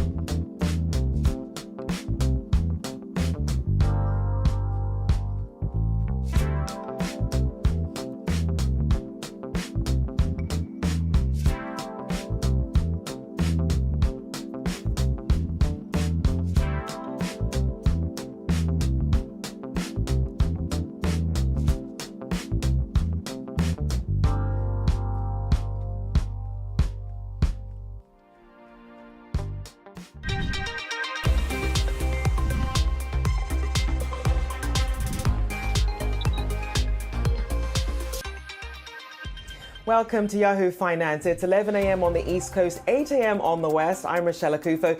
Here's a look at what I'm watching this morning. Investors took a glass half full approach after stronger than expected jobs data, but today they're remembering it might mean more policy tightening. We speak exclusively with Chicago Fed President and voting member Austan Goolsbee. And here for a long time, not a good time. Warren Buffett is known for buying and holding even when times are tough. He says he knows where top holding Apple is heading, but not autos. We talk Berkshire with an investor this hour. And AMC beat the street with results Friday, a sign the movie theater isn't dead yet. We'll look to some of the reasons to head to your local multiplex this summer, if they're still there, that is, so make sure you don't miss it. But first, let's check in on the major indices. We see that all three are off their session lows, reaching for some daylight, but still just slightly in negative territory at the moment. The Dow here off about 55 points. The S&P 500 also down about 55 points, just barely though. We're seeing tech, the biggest laggard there in the sectors, and the tech-heavy Nasdaq there down about 20 points on the day as well. Let's also check in on the Treasury market as we sort of digest these hotter than expected jobs numbers, coupled with some of this rebound that we've seen in regional banks. We see the 5-year up about 1.5%, similar situation for the 10-year up about 1.6% on the day, and that longer term 30-year yield also up 1.5%. Well, the Federal Reserve's latest rate hike made it 10 in just over a year, with Chair Jay Powell hinting at a potential pause at June's meeting.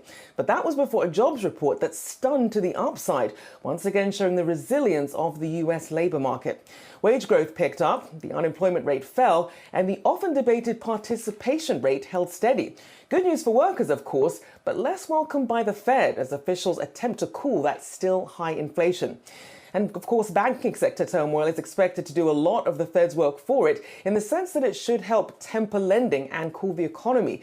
We'll see what kind of picture we get from the Fed's loan officer survey released later on today. And of course, you can add the debt ceiling debate to the conversation. Treasury Secretary Janet Yellen warned on ABC's This Week of a constitutional crisis if Congress fails to act. Biden meets with top Republican lawmakers tomorrow to discuss the issue.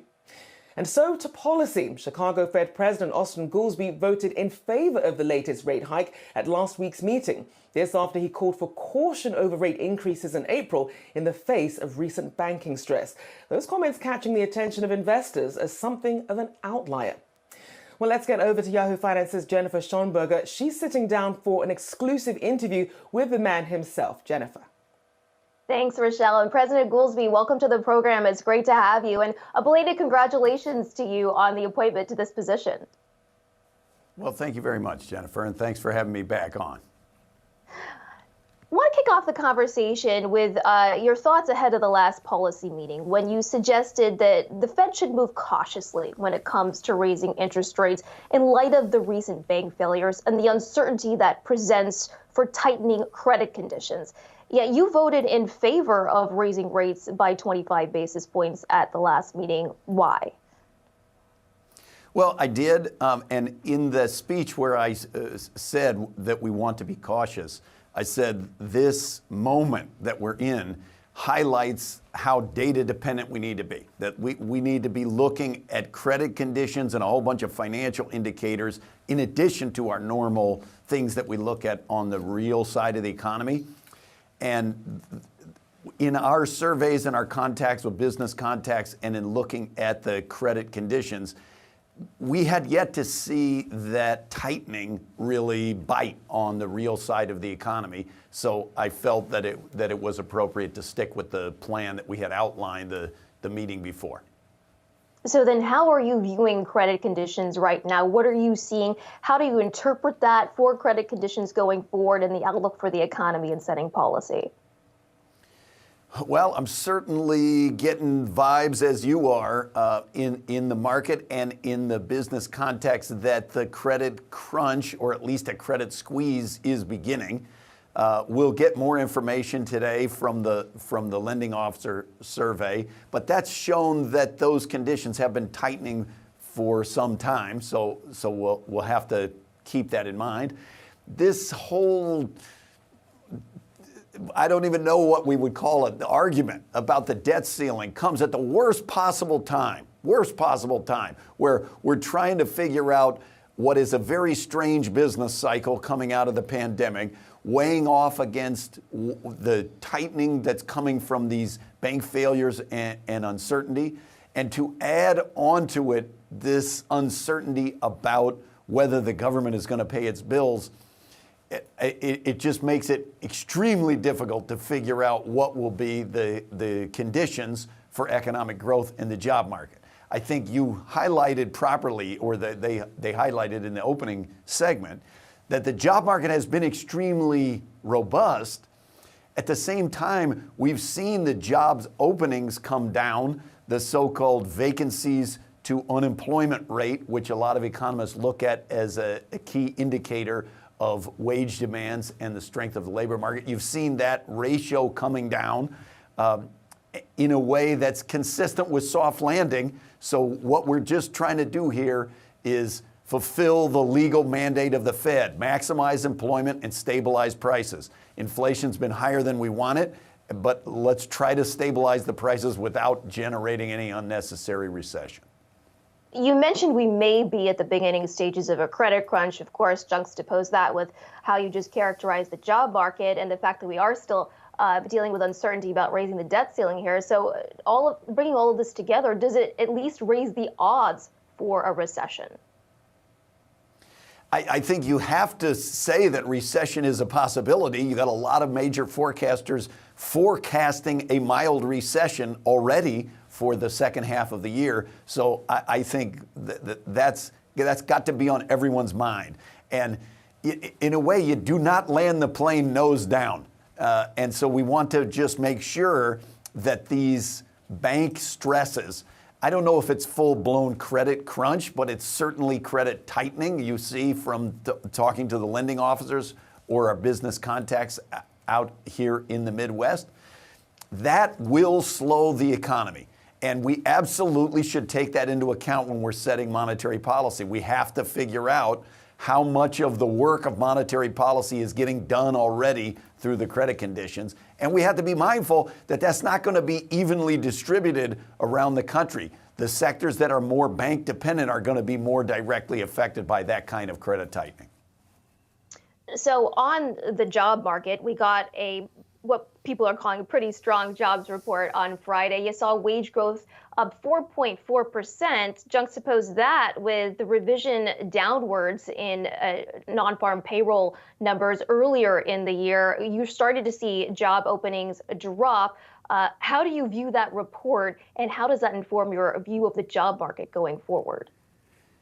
Well, I like that you highlighted, we got a strong number that was higher than expected for this month, but they revised very heavily downward the previous 2 months. So the overall, sometimes I think that one of the most instructive ways to look at the job market is both over, let's call it 3 months, but look at the total hours worked by everyone in the economy, not just the number of jobs.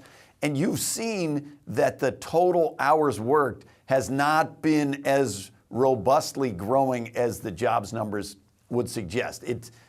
Given what's happening with the jobs opening, it does look like that is cooling the froth off the top of it, I guess I would say.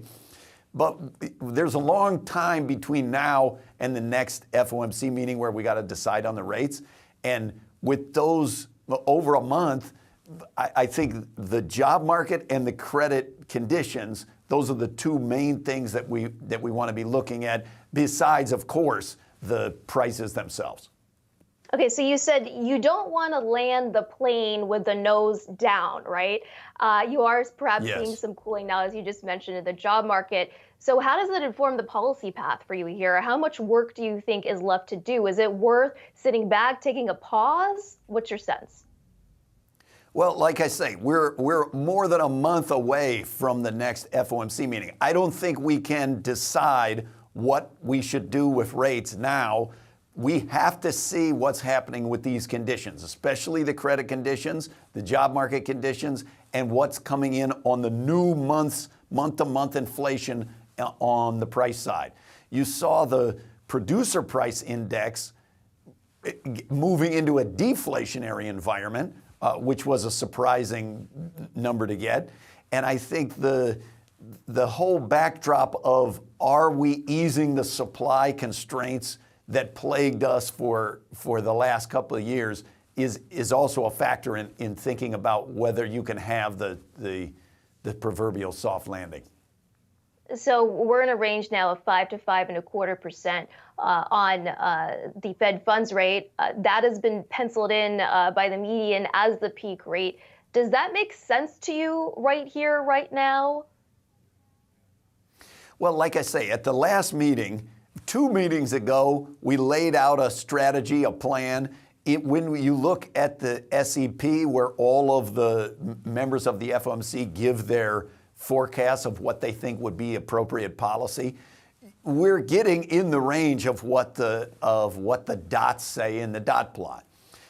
I just do not think that it's responsible to make pre-announcements months before the FOMC meetings what's going to be appropriate. We have to be paying attention to the data. And the critical pieces of information that we need to be watching are how much of the tightening that monetary policy the monetary policy goals intend. How much of that is being done already from the credit cycle? That's a critical thing that we're going to get some information on today and a great deal more over the next 4 or 5 weeks. So let's focus on it.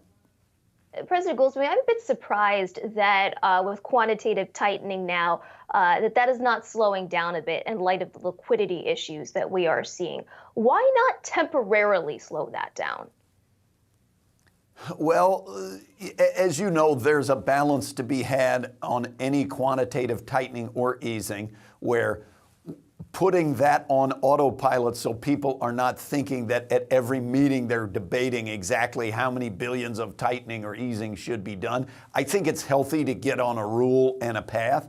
Now, if there are really major adjustments that happen in the economy, of course you can revisit that, but I think some stability and credibility on that front is definitely not crazy.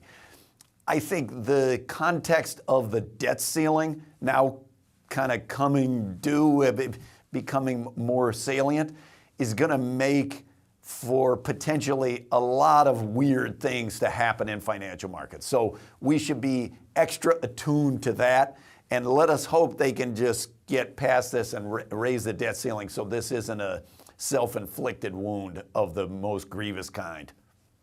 Yeah, on that debt ceiling, sir, there's a meeting tomorrow between President Biden and House Speaker Kevin McCarthy. If things really come down to the wire before they clinch a deal, what kind of chilling economic effects could we see? I mean, we're already seeing short-term dated treasuries jump, and what could this mean for the average American? Well, I was there back in 2011 when we kind of came down to the wire, and you saw at that time a very severe drop in consumer confidence. If Treasury rates, so much of the financial system kind of rests on the safest asset in the world, which is U.S. Treasuries, that if there's some doubt about U.S. Treasuries, I'm worried about things like, are we going to reignite a bunch of banking stresses where financial institutions have Treasuries as their collateral? And then on the consumer side, for sure, you would see interest rates going up on mortgages, on auto loans, on credit cards, a whole bunch of things that are indirectly tied to the rates on treasuries, I think you would have a lot of chaos. To say nothing of the fact that we got to pay the people in the armed forces, we got to pay Social Security. How is it going to work if we can't do that? I think this makes no sense. They have to figure it out. They have to raise the debt ceiling, as Chair Powell said. There isn't another alternative. So let's hope they can get that message. All right, well, we'll have to leave the conversation there. President Goolsbee, thank you so much for your insight. It's so appreciated. Hope to speak with you again soon. Thank you. Rochelle? All right, that was Yahoo Finance's Jennifer Schonberger there with Chicago Fed President Austin Goolsbee. Great stuff. Thank you so much, Jennifer. All right, coming up, here for a long time, not a good time. Warren Buffett is known for buying and holding, even when times are tough. He says he knows where Apple's heading, but not autos. Find out why next.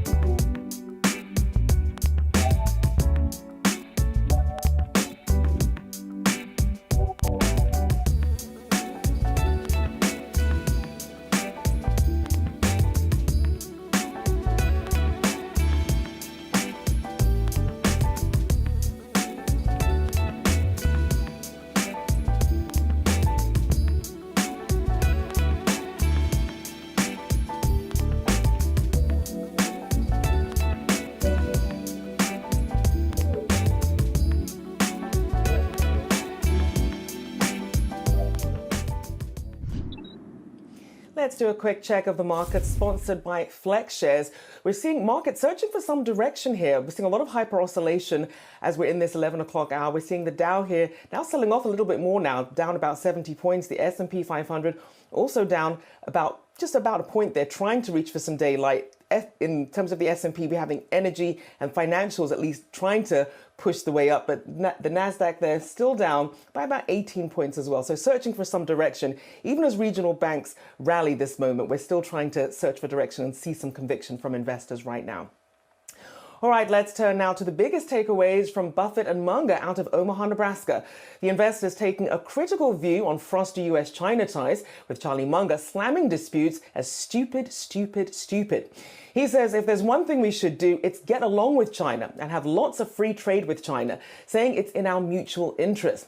Improved relations, of course, are set to benefit Berkshire's biggest holdings, tech giant Apple, which continues to rely heavily on manufacturing from China, despite recent moves to start manufacturing in places like India and Vietnam. Apple also an apt comparison for Berkshire's hesitation on investing in EVs, citing heavy competition that makes it difficult to declare winners just yet. Well, Warren Buffett saying, I know where Apple's going to be in 5 or 10 years.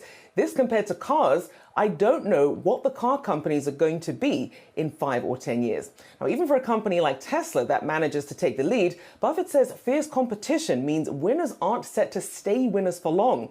The quote, the auto industry is too tough, he says, citing worldwide competitors. It looks like there are winners at any given time, but it doesn't get you a permanent place.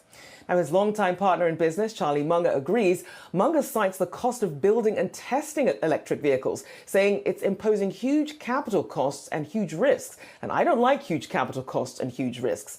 Now, all this makes autos an industry to avoid investing in just yet, according to Berkshire. Well, one other question rising from Berkshire Hathaway's annual meetup: who comes after Warren? Even as Buffett and Munger hold court in Omaha, Nebraska, questions about their succession plans still linger.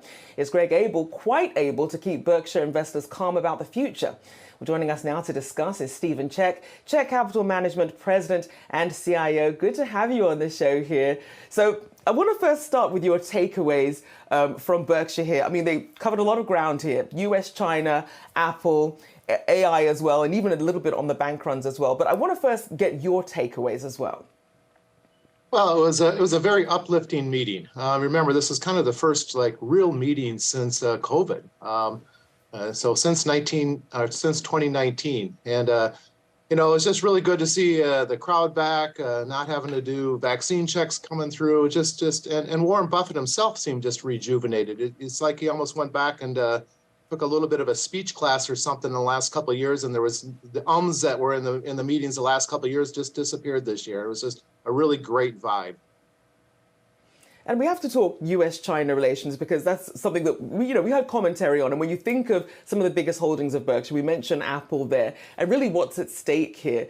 Do you think that investors are going to heed that, though, and perhaps some of the powers that be in regulation would perhaps listen to this? Well, I hope they would. They try to say it generally pretty diplomatically, Warren Buffett and Charlie Munger. Well, Charlie Munger is very, very straight out there in what he believes. But this is very common sense type of stuff that they're usually talking about. And they try to put it in a way where it doesn't become politicized and people do listen to it. So I would hope so. And of course, when you talk about Apple, then also looking at the comparison with autos, we know that Berkshire was very hot on BYD, but then ended up selling half of its stake in the EV maker. As we try and sort of go through the tea leaves here, what should we take from that? Yeah, well, they in general don't like real capital intensive businesses where there's a high risk of who's going to be the winner, and they of course you stated that clearly, and they behave that way. BYD, I would say, is a bit of an exception. Charlie Munger especially was just enamored with the CEO of BYD and what he's done over the years, and it was a huge home run investment for Berkshire. So it certainly is something that worked out very well, but in general, they're not betting on car companies. I think in this case, they were more or less betting on the CEO of a car company. And of course, Berkshire does have its favorite child in Apple, but even when you look at the rest of the portfolio, especially Geico and the turnaround story there, how surprising was that? Well, Geico was a nice turn, at least from the numbers, but things haven't completely turned at Geico, and it was really kind of refreshing to hear from not just Charlie Munger and Warren Buffett this weekend. We also heard from Ajit Jain about Geico, and he was very candid about the issues that still exist at Geico and hope to be kind of cleaned up maybe in another year and a half. So while Geico's combined ratio looked good this quarter, he did project that it's going to not be that good throughout the rest of this year, and they're just working their way back from kind of a little bit of a hole technologically wise that they got themselves into. And of course, we knew that the issue of succession would come up. I mean, we didn't hear a lot from Greg Abel and Ajit Jain, but I mean, we did hear more from them than we usually do at the meetings. Talk about that dynamic. We heard Warren Buffett say, Greg Abel is going to be the man. But when they talked about this sort of bench of executives that could follow after them, he sort of dismissed that. He called it baloney because there's a very specialized set of skills that you need to be able to run a company the size of Berkshire. Well, something that you didn't see unless you were at the meeting was there's a movie that takes place before the questions and answer period starts. And in this movie, which lasts for about 20 minutes, they interspersed 9 different clips of people asking questions about succession at Berkshire Hathaway. And these clips went back to 1994, 1995, 1996, early 2000s, and early 2010s. It's the same question, what happens after Warren Buffett, you're gone, and what's the risk and all that. And it's the same answer for nearly 30 years now. I mean, Berkshire Hathaway has a very deep culture with a very a huge number of talented managers. And they really just said, it could be on autopilot for the next 3 or 4 years after Warren Buffett departs the scenes, and hardly anyone would notice. Now, Greg Abel is a very able man, and one of his main jobs will be capital allocation. And you can look at what he did, frankly, with his own money just in the last year. He bought Berkshire Hathaway stock, about $100 million of Berkshire Hathaway stock with his own money. And he bought it at very succinct times last year when the stock was down around 275, and just about a month ago, and was just a little under 300. And now we're close to 330. He really picked some great points with his own personal money. And when he's in charge of Berkshire's money and looking at stock buybacks for Berkshire, for example, that's a big capital allocation decision. I'm sure he's going to do a great job. We'll all be watching closely. A big thank you there to Stephen Check, Check Capital Management President and CIO. Thank you for your time this morning.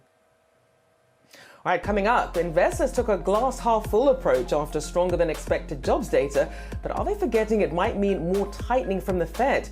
We ask our next guest if a June hike is on the table. Stay with us.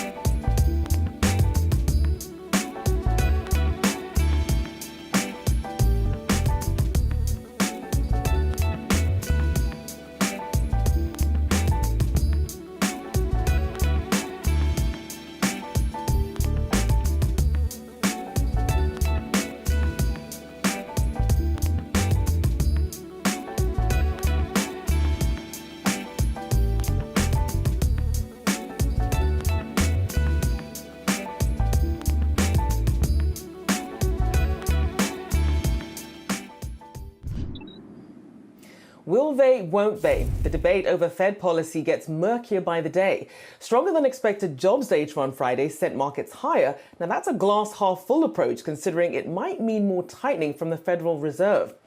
But then you also take a look at what about the investment community? What's that telling us? April data from TD Ameritrade gives us a gauge of overall sentiment. Its Investor Movement Index, or IMX, ticked higher again in April, though it still hovers at relatively low levels. Is it a case of cautious optimism? Well, joining us now is Alex Coffey, TD Ameritrade Senior Trading Strategist. Good to have you on the show here. So, Alex, give us a gauge of where we're seeing the flows for investors and the sentiment. Yeah, so first off, thanks for having me. We are seeing a steady, kind of slow but sure recovery of sentiment through the TD Ameritrade Investor Movement Index, really all year long. And this is after bottoming out in November and December of last year at levels that really we hadn't seen since March and April of 2020. But where we're seeing the actual buying and selling activity take place on a stock-by-stock basis is actually quite intriguing. And the reason that is I see it as somewhat contrarian. We're actually seeing investors being a little bit more tactical in their positioning amongst the names. If you look at some of the names that were bought, for example, of course, you see Tesla in there, which has been, of course, a recurring name that we've seen for the better part of the last few years. But this is a name that had struggled a little bit over the last, let's call it, month and a half or so, as its price cuts had really started to weigh on its margins. We've first heard from the company on its earnings release during the month of April, and the stock, of course, struggled a little bit. So a little bit of a buying into some of that recent weakness, all things considered. Also, some real estate investment trust companies like Realty Income and Medical Properties Trust popped out as well. And that's sort of a contrarian trade in the sense that those are names that have actually struggled, but have shown signs of attempting to bottom out and maybe start a recovery. Combine that with some of the macro that we'll talk about in just a moment, it could actually make a little bit of sense in terms of the thinking there. And then on the sell side, a lot of big tech names that have done really, really well, particularly in April. Meta platform surging all year long, bouncing in the month on its year of efficiency, continuing to show up on the bottom line. Apple, slow but steady, continues to be a strong name for investors. And then in Microsoft, it's been a centerpiece in the AI conversation and actually saw margins expand, believe it or not, in that tech space in its most recent earnings. So a little bit of a rotation out of the outperformers and trying to rotate into some of these names that have maybe struggled a little bit. And so why do you think we're seeing this contrarian stance then?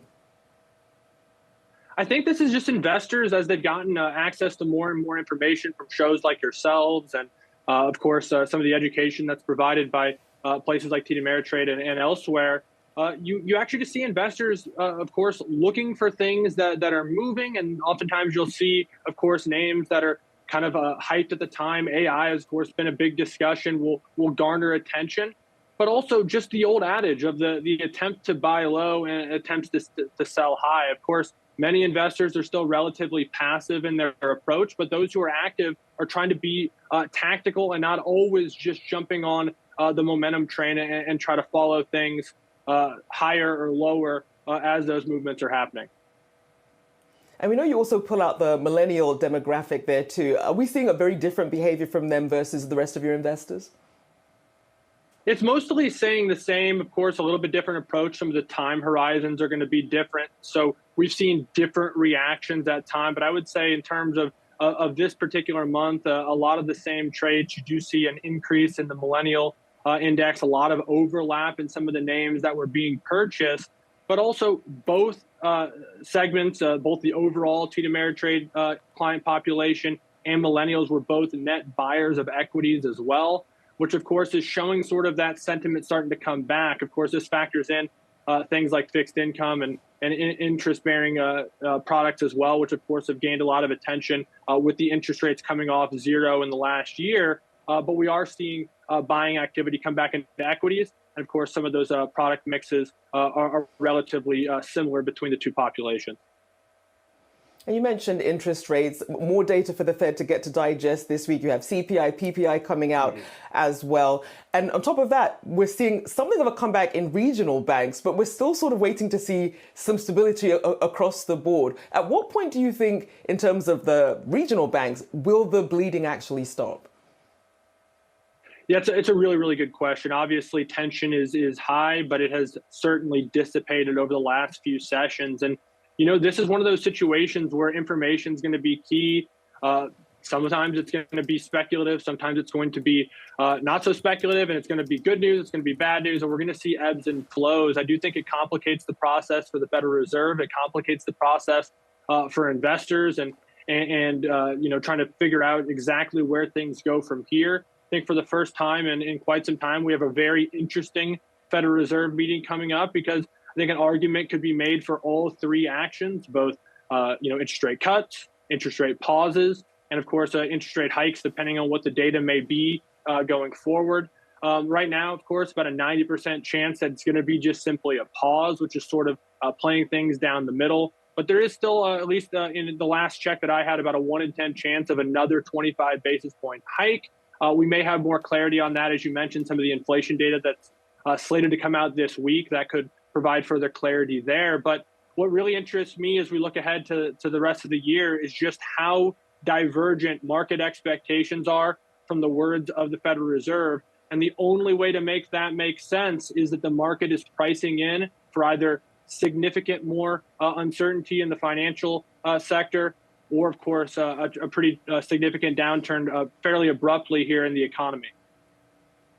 And Alex, I want to stay on that, so do stay with us. I want to get to our chart of the day. With concern over the stability of the banking sector, it's still lingering. Let's take a look at the KBW Banking Index.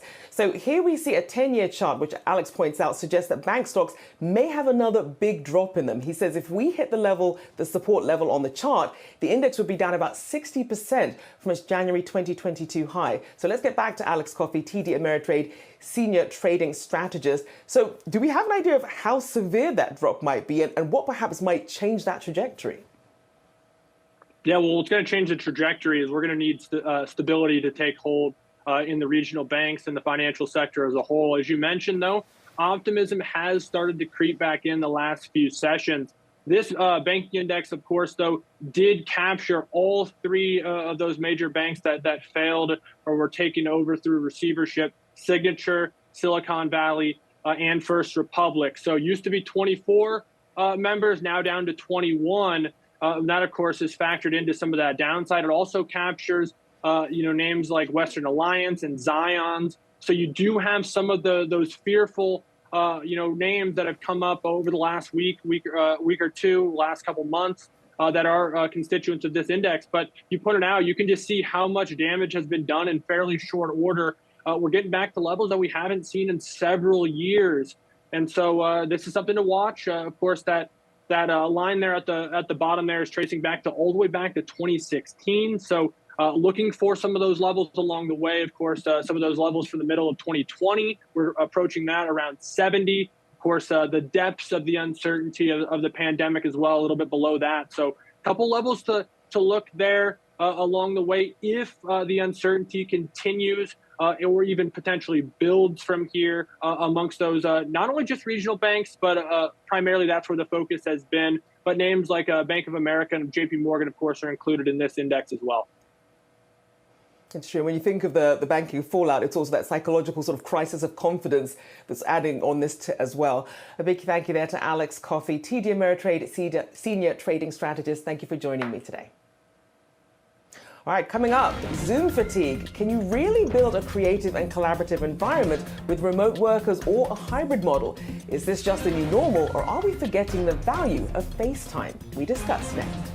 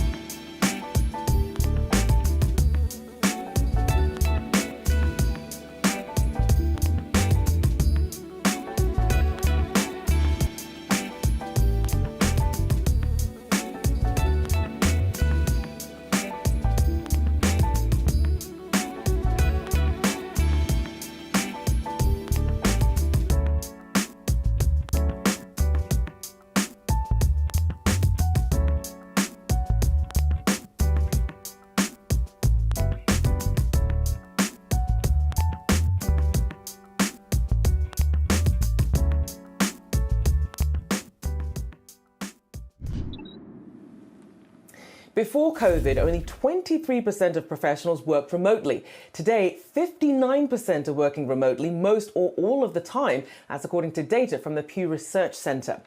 Now, that's despite pushes from corporations like JP Morgan Chase, Disney, Starbucks, and others, with executives looking to get workers back into the office.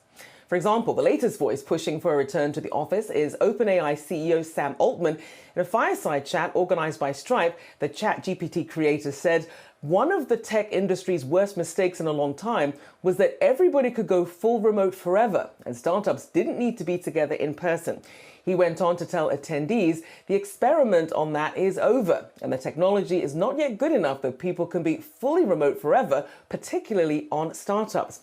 Well, for more on the remote work debate, let's get to Almanac CEO Adam Nathan. Adam, good to have you on the show here. People seem to have some very strong feelings about remote work. So break down for us, is it an industry-wide issue here, or is this something that certain industries perhaps are going to end up being remote forever? Yeah, well, I think you just have to look at the data to see that remote is a trend that's not going away. As you just showed, remote before the pandemic was at in the low 20s. It peaked around 71% in the pandemic, but today I think the numbers are actually even higher. It's about 66% from the latest Pew report, and so you see a more than 3x jump in remote work, and it's continued to actually climb in the last 12 months. And so even though you hear a lot of prominent people out there saying that remote is over, it turns out that remote provides a lot more flexibility for employees and for employers. It allows managers and leaders to hire people at a lower cost than in expensive cities like San Francisco or New York, help run more of a 24/7 operation. And so you have a lot more impact per dollar. So then what message would you have for some of these companies who just don't want to embrace remote work? What happens to them long term when you think about the generations that are coming in and really the sort of expectations that they have about work-life balance?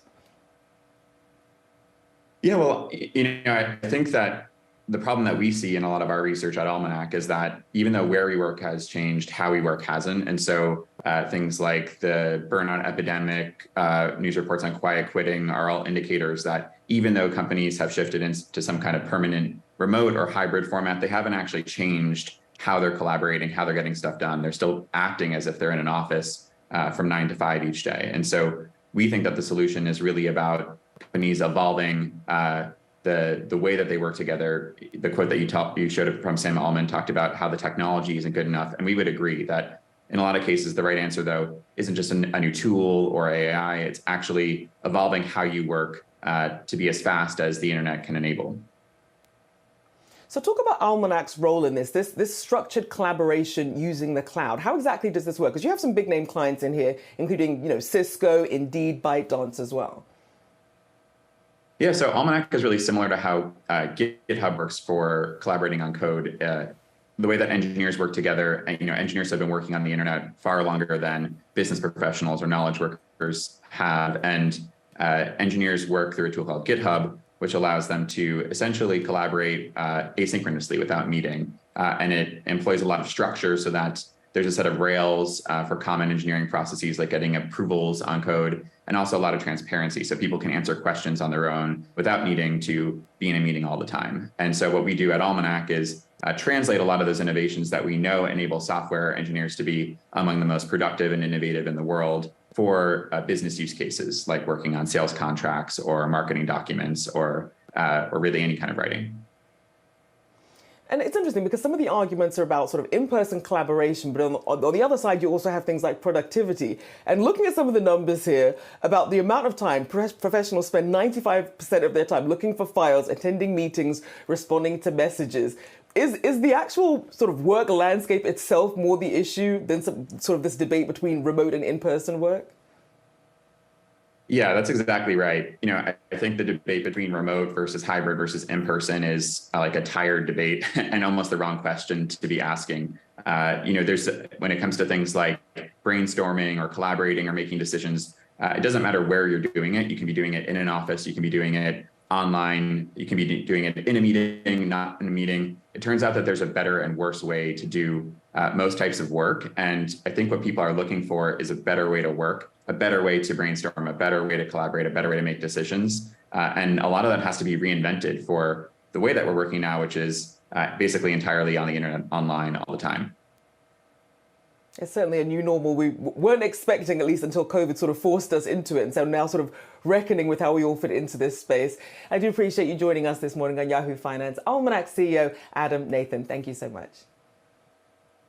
All right, coming up, AMC beat the street with results on Friday, a sign the movie theater isn't dead yet. We'll look to some of the reasons to head to your local multiplex this summer, if they're still there, that is. More next.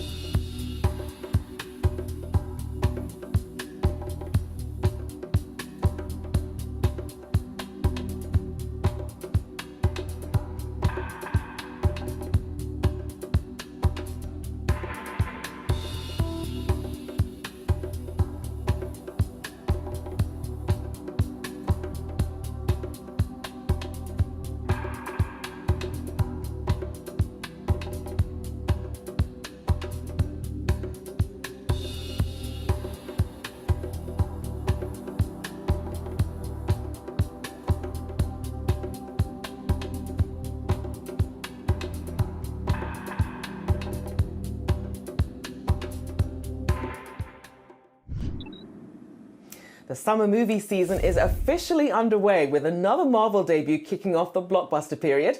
Guardians of the Galaxy Volume 3 brought in $114 million in its opening, setting a strong tone for more debuts ahead.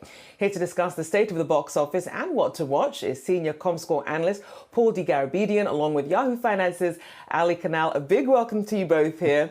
I'm a huge Marvel fan, so I'm already all in no matter what comes out. But I want to first get your take on what we're seeing with Guardians of the Galaxy Volume 3 and expectations for moviegoers. Well, the expectations are always high for Marvel movies, and Guardians of the Galaxy had a Sunday domestic estimate for the weekend of $114 million. Just breaking news now that the film has come in higher than that. It had a really strong Sunday response because the critics and audiences really are enjoying the movie. It came in at 118.4 million. The international number went up. So at the end of the day, for the weekend or for this debut for Guardians, $289.3 million global debut. Not bad, not a bad way to kick off the all-important summer movie season. Marvel has traditionally kicked off the summer for the movie industry and for theaters. And that's happening again. This is going to be a really strong summer. I think it's going to rival the pre-pandemic levels for summer box office. So, Paul, I want to pick up on that because you mentioned the strong showing for Guardians. We also have the Super Mario Brothers movie continuing to add that momentum. If you had to pick one, maybe I'll give you 2 or 3, the top performing movies this summer. What do you anticipate? What's going to blow our socks off? There's a lot to choose from. I mean, if you look at Elemental, the new Pixar movie, Little Mermaid on Memorial Weekend, you look at July 21st, that's my weekend. I'm going to be at the theater at least a couple of times with Barbie and Oppenheimer both opening on that weekend. The lead into that weekend is Mission Impossible Dead Reckoning Part 1. I mean, the hits just keep coming.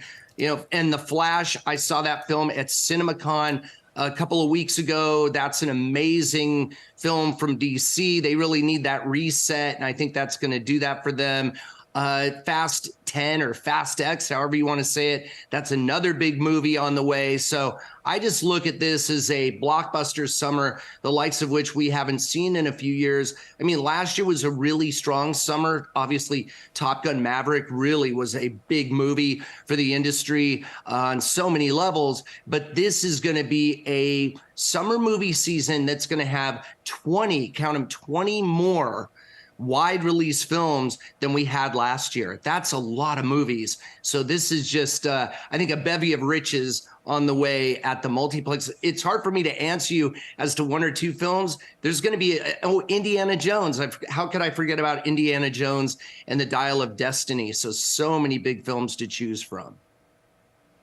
And you raise a good point, because we do have so many more blockbusters this year, because I was struggling to find a whole lot that are worth going into the actual movie theaters for. When you want the big production, that's when you go into the movie theater. But then you add streaming and people trying to sort of pinch some pennies. How do you think that's going to play into the summer season? Well, I think it's interesting because I think people base movie not on how much the ticket price is or how much it's going to cost really at the end of the day, because relative to other outside of the home activities, going to the movie theater is actually a bargain. Look at how many families have been going to see Super Mario Brothers film. That movie is over 500 million domestic, over $1 billion worldwide. So Super Mario, just showing that when families particularly want to get out of the house, going to the movie theater is a great option. I think it's an emotional response. If you see the trailer for Barbie or Oppenheimer or Mission Impossible, even though you have all those great options at home, and I, of course, partake of those myself, but really it's about that communal, immersive, outside of the home experience. There's really nothing quite like it. And I think Barbie is definitely a film to look out for. A lot of buzz going for that one. And just so many films. This is great news for movie theaters, because what you need to drive audiences to theaters is, guess what? Movies. And we have so many more of them this year. Overall for the year, according to our ComScore data, we're going to have 30 more wide release films for the year than we had last year. 30 more. We were down 41 films in 22 versus 2019. So it's all about the movies, getting them out there on a uniform basis. More movies, more often is my credo or my watchword, or however you want to say it, my mission statement for the industry for 2023. Well, Paul, that being said, though, we are still about 20% below pre-pandemic levels. So 2 questions for you on that front. 1, how do we get there, if ever? Is this just a new standard? And 2, there's been a lot of talk of consolidation of movie theaters amid this slowdown and a move to a more, premium experience. So what are your thoughts on that as well? Well, I think this has become a leaner, meaner business, and that means that this year, let's say we get to over $9 billion domestically. Typically, you'll get to $11 billion, $11.4 billion was the box office for domestic for the full year of 2019, $11.9 billion in 2018. This year, we're going to get to over 9 billion. Could we get to 10 billion? That remains to be seen. But if you have fewer screens chasing that audience and you're filling theaters especially like you said, with the premium large formats and those higher cost tickets, which I think are the go-to option for moviegoers. They're looking for that premium experience. I think this holds the industry in good stead. And whether or not we get back to 11 billion domestically or over 40 billion globally for movie theaters, I don't know that that's really the point. It's about how lean and mean. I overuse that, but it's true. is the business? How efficient is it on a per theater basis, and filling seats and those premium large format or just premium experiences are what audiences are looking for. I think this is a great outcome for the movie industry, which had been beleaguered by the pandemic for 2.5 years, almost 3 years. And now it's back at CinemaCon a couple of weeks ago, which is the big movie industry confab with all the theater owners and the studios and others. Everyone was super optimistic. I think it was people were saying that, optimism has given way to confidence. And I think that's a great way to state where the movie theater industry stands right now. And Paul, real quick, because you mentioned COVID, which is obviously a huge risk. Another risk, though, is the writer's strike. That's a big topic in Hollywood right now. Likely won't affect 2023, but real quickly, what's the chatter about potentially 2024? Yeah, I mean, that's the long term. With movies, obviously, those have a long tail, long production schedules. All the movies that are on the slate for this year have presumably been written. But beyond that, that's the big question mark. And obviously, eventually, production catches up with or doesn't catch up with the release calendar, and that could be an issue. So we hope for everyone involved that gets resolved very quickly. But for now, we're looking at a really strong summer, again, one that could rival pre-pandemic levels for the summer box office. And that's really great news for movie theaters and for audiences who love going to the movie theaters. Really nothing like it. So I'll be there first in line for all these movies this year because I'm really into it. I love the movie theater. And this is a great outcome for the industry to have this many films. And if you look at the release calendar for the summer, it's chock full of big movies that are on the way. Indeed. My 9-year-old is still raving about the Super Mario Brothers movie. Oh, there I you didn't go. even think she'd like it, but she loves it. A big thank you there. Thank you for joining us, Paul DeGarabedian, Comscore Senior Media Analyst, alongside Yahoo Finance's very own Alexandra Canal. Thanks so much. All right, well, some movers catching the attention on the Yahoo Finance trending ticker page. Let's take a look here. Zscaler surging after the cybersecurity company boosted its forecast far above expectations. We see that that's up 21% on the day. The sector has held up well lately. Two major players in Palo Alto and Fortinet outperforming the Nasdaq in the last few months. The failure of SVB was certainly a catalyst higher. In March, Cloudflare CEO Matthew Prince said there were risks of cyber attacks increasing in the aftermath of the turmoil. And Tyson's Foods also on our radar. Investors not appetized by results this morning. Shares slumping to a 3-year low after the food company cut its revenue outlook for the fiscal year and saw a surprise loss for the quarter. So as you can see, shares down more than 15%. Well, shares in the group also down almost 20% this year. The results are yet another sign of a consumer backlash. The impact of inflation clearly still being felt. The Meatpackers CEO Donnie King has been trying to cut costs and boost margins. Last year, the sector's big players boosted prices as animal feed and freight costs rocketed. Well, that's it for now. I'm Rochelle Acutha. I'll be back with you at 11 a.m. Eastern. See you then.